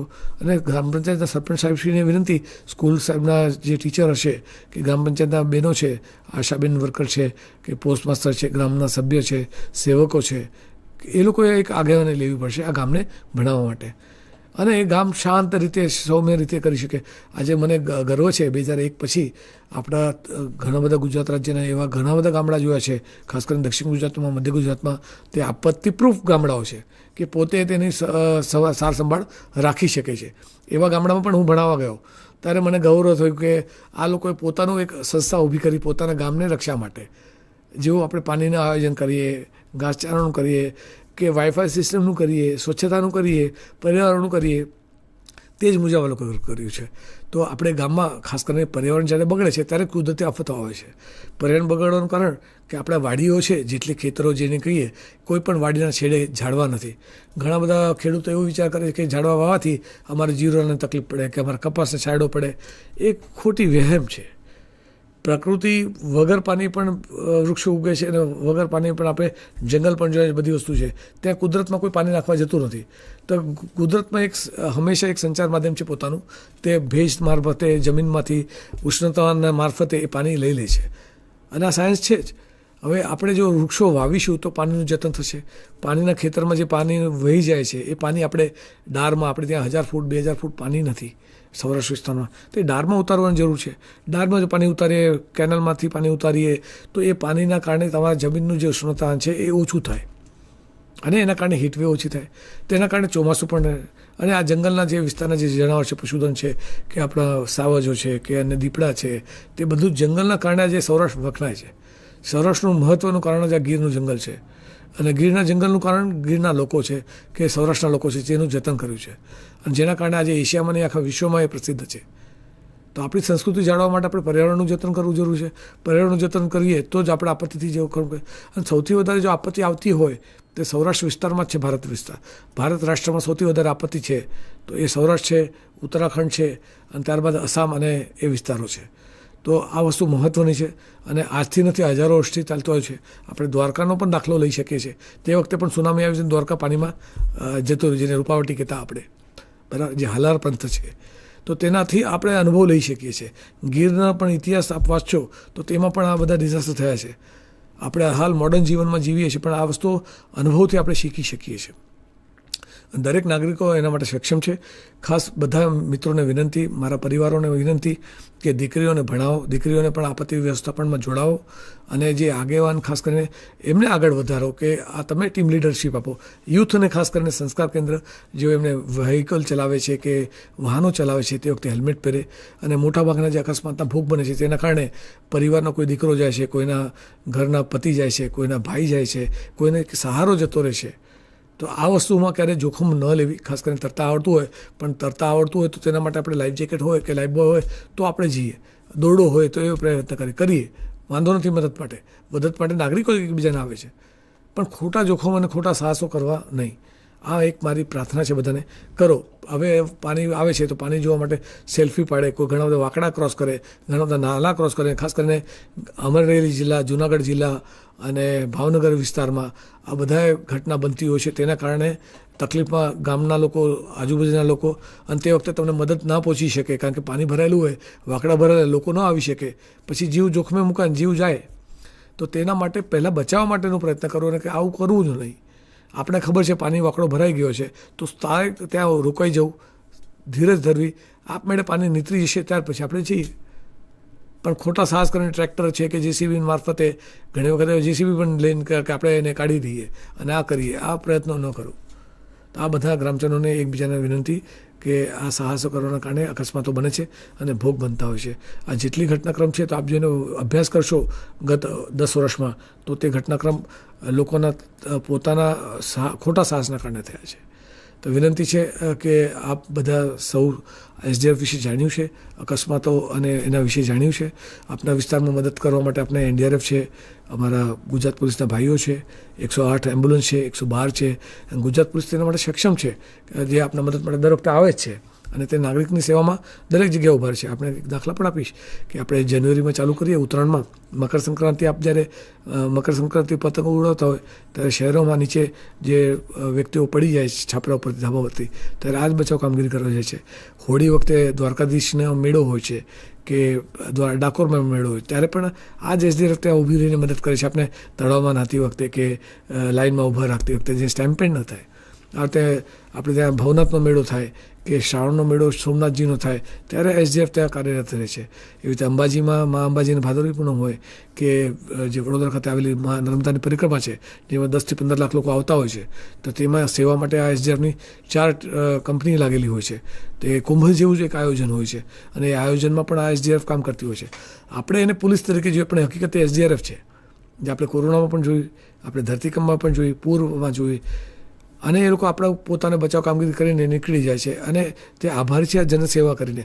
તેઓ એને ગૌરવ માને છે કે મને એક મોકો મળ્યો મારા નાગરિકોની સેવા કરવા માટે, અને તે લોકો આપણા ગુજરાતને ધન્યવાદ માને કે તે નાગરિકોના સાહસના કારણે, તેમના મદદના કારણે બધા ઓપરેશન મેં સક્સેસફુલ થયા છે.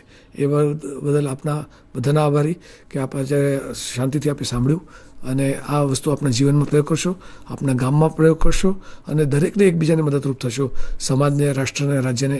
અને માનનીય સરકારશ્રીના આભારી છે કે દરેક ગામને આ જાગૃતતા લઈને આવ્યા છે. માનનીય એસીએસ રેવન્યુ મેડમ જેમણે આ અડગ પ્રયત્ન કર્યા અને કલેક્ટરશ્રીના માધ્યમથી આપને પણ જોડાવાનું જણાવ્યું, તે બદલ બધાના આભાર. વંદે માતરમ. જય જય ગરવી ગુજરાત.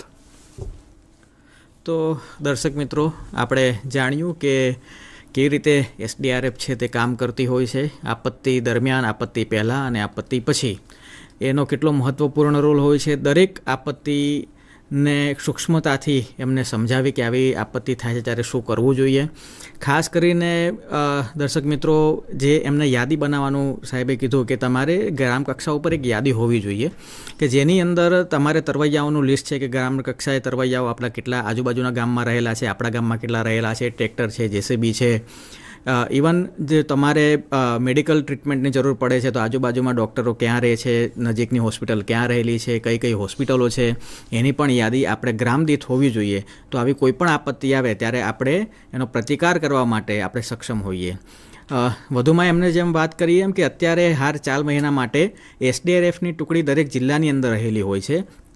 તો આપને આપના ગામની અંદર કે આપની સ્કૂલની અંદર કે આપની ખડકીમાં ક્યાં તો કોઈ પણ જગ્યાએ જો આપને કોઈ ટ્રેનિંગ છે, મોક ડ્રિલ છે, તાલીમ છે, એવી કંઈ પણ વસ્તુનું આયોજન જો કરવું હોય તો આપ આપના જિલ્લાની અંદર કલેક્ટર ઓફિસની અંદર જ ડીઈઓસી આવેલું હોય છે, ડિસ્ટ્રિક્ટ ઇમરજન્સી ઓપરેશન સેન્ટર. ત્યાં ડિઝાસ્ટર મામલતદાર સાહેબ હોય છે, DPO Shri district project officer જે જીએસડીએમએના જ પ્રતિનિધિ ત્યાં બેઠા હોય છે.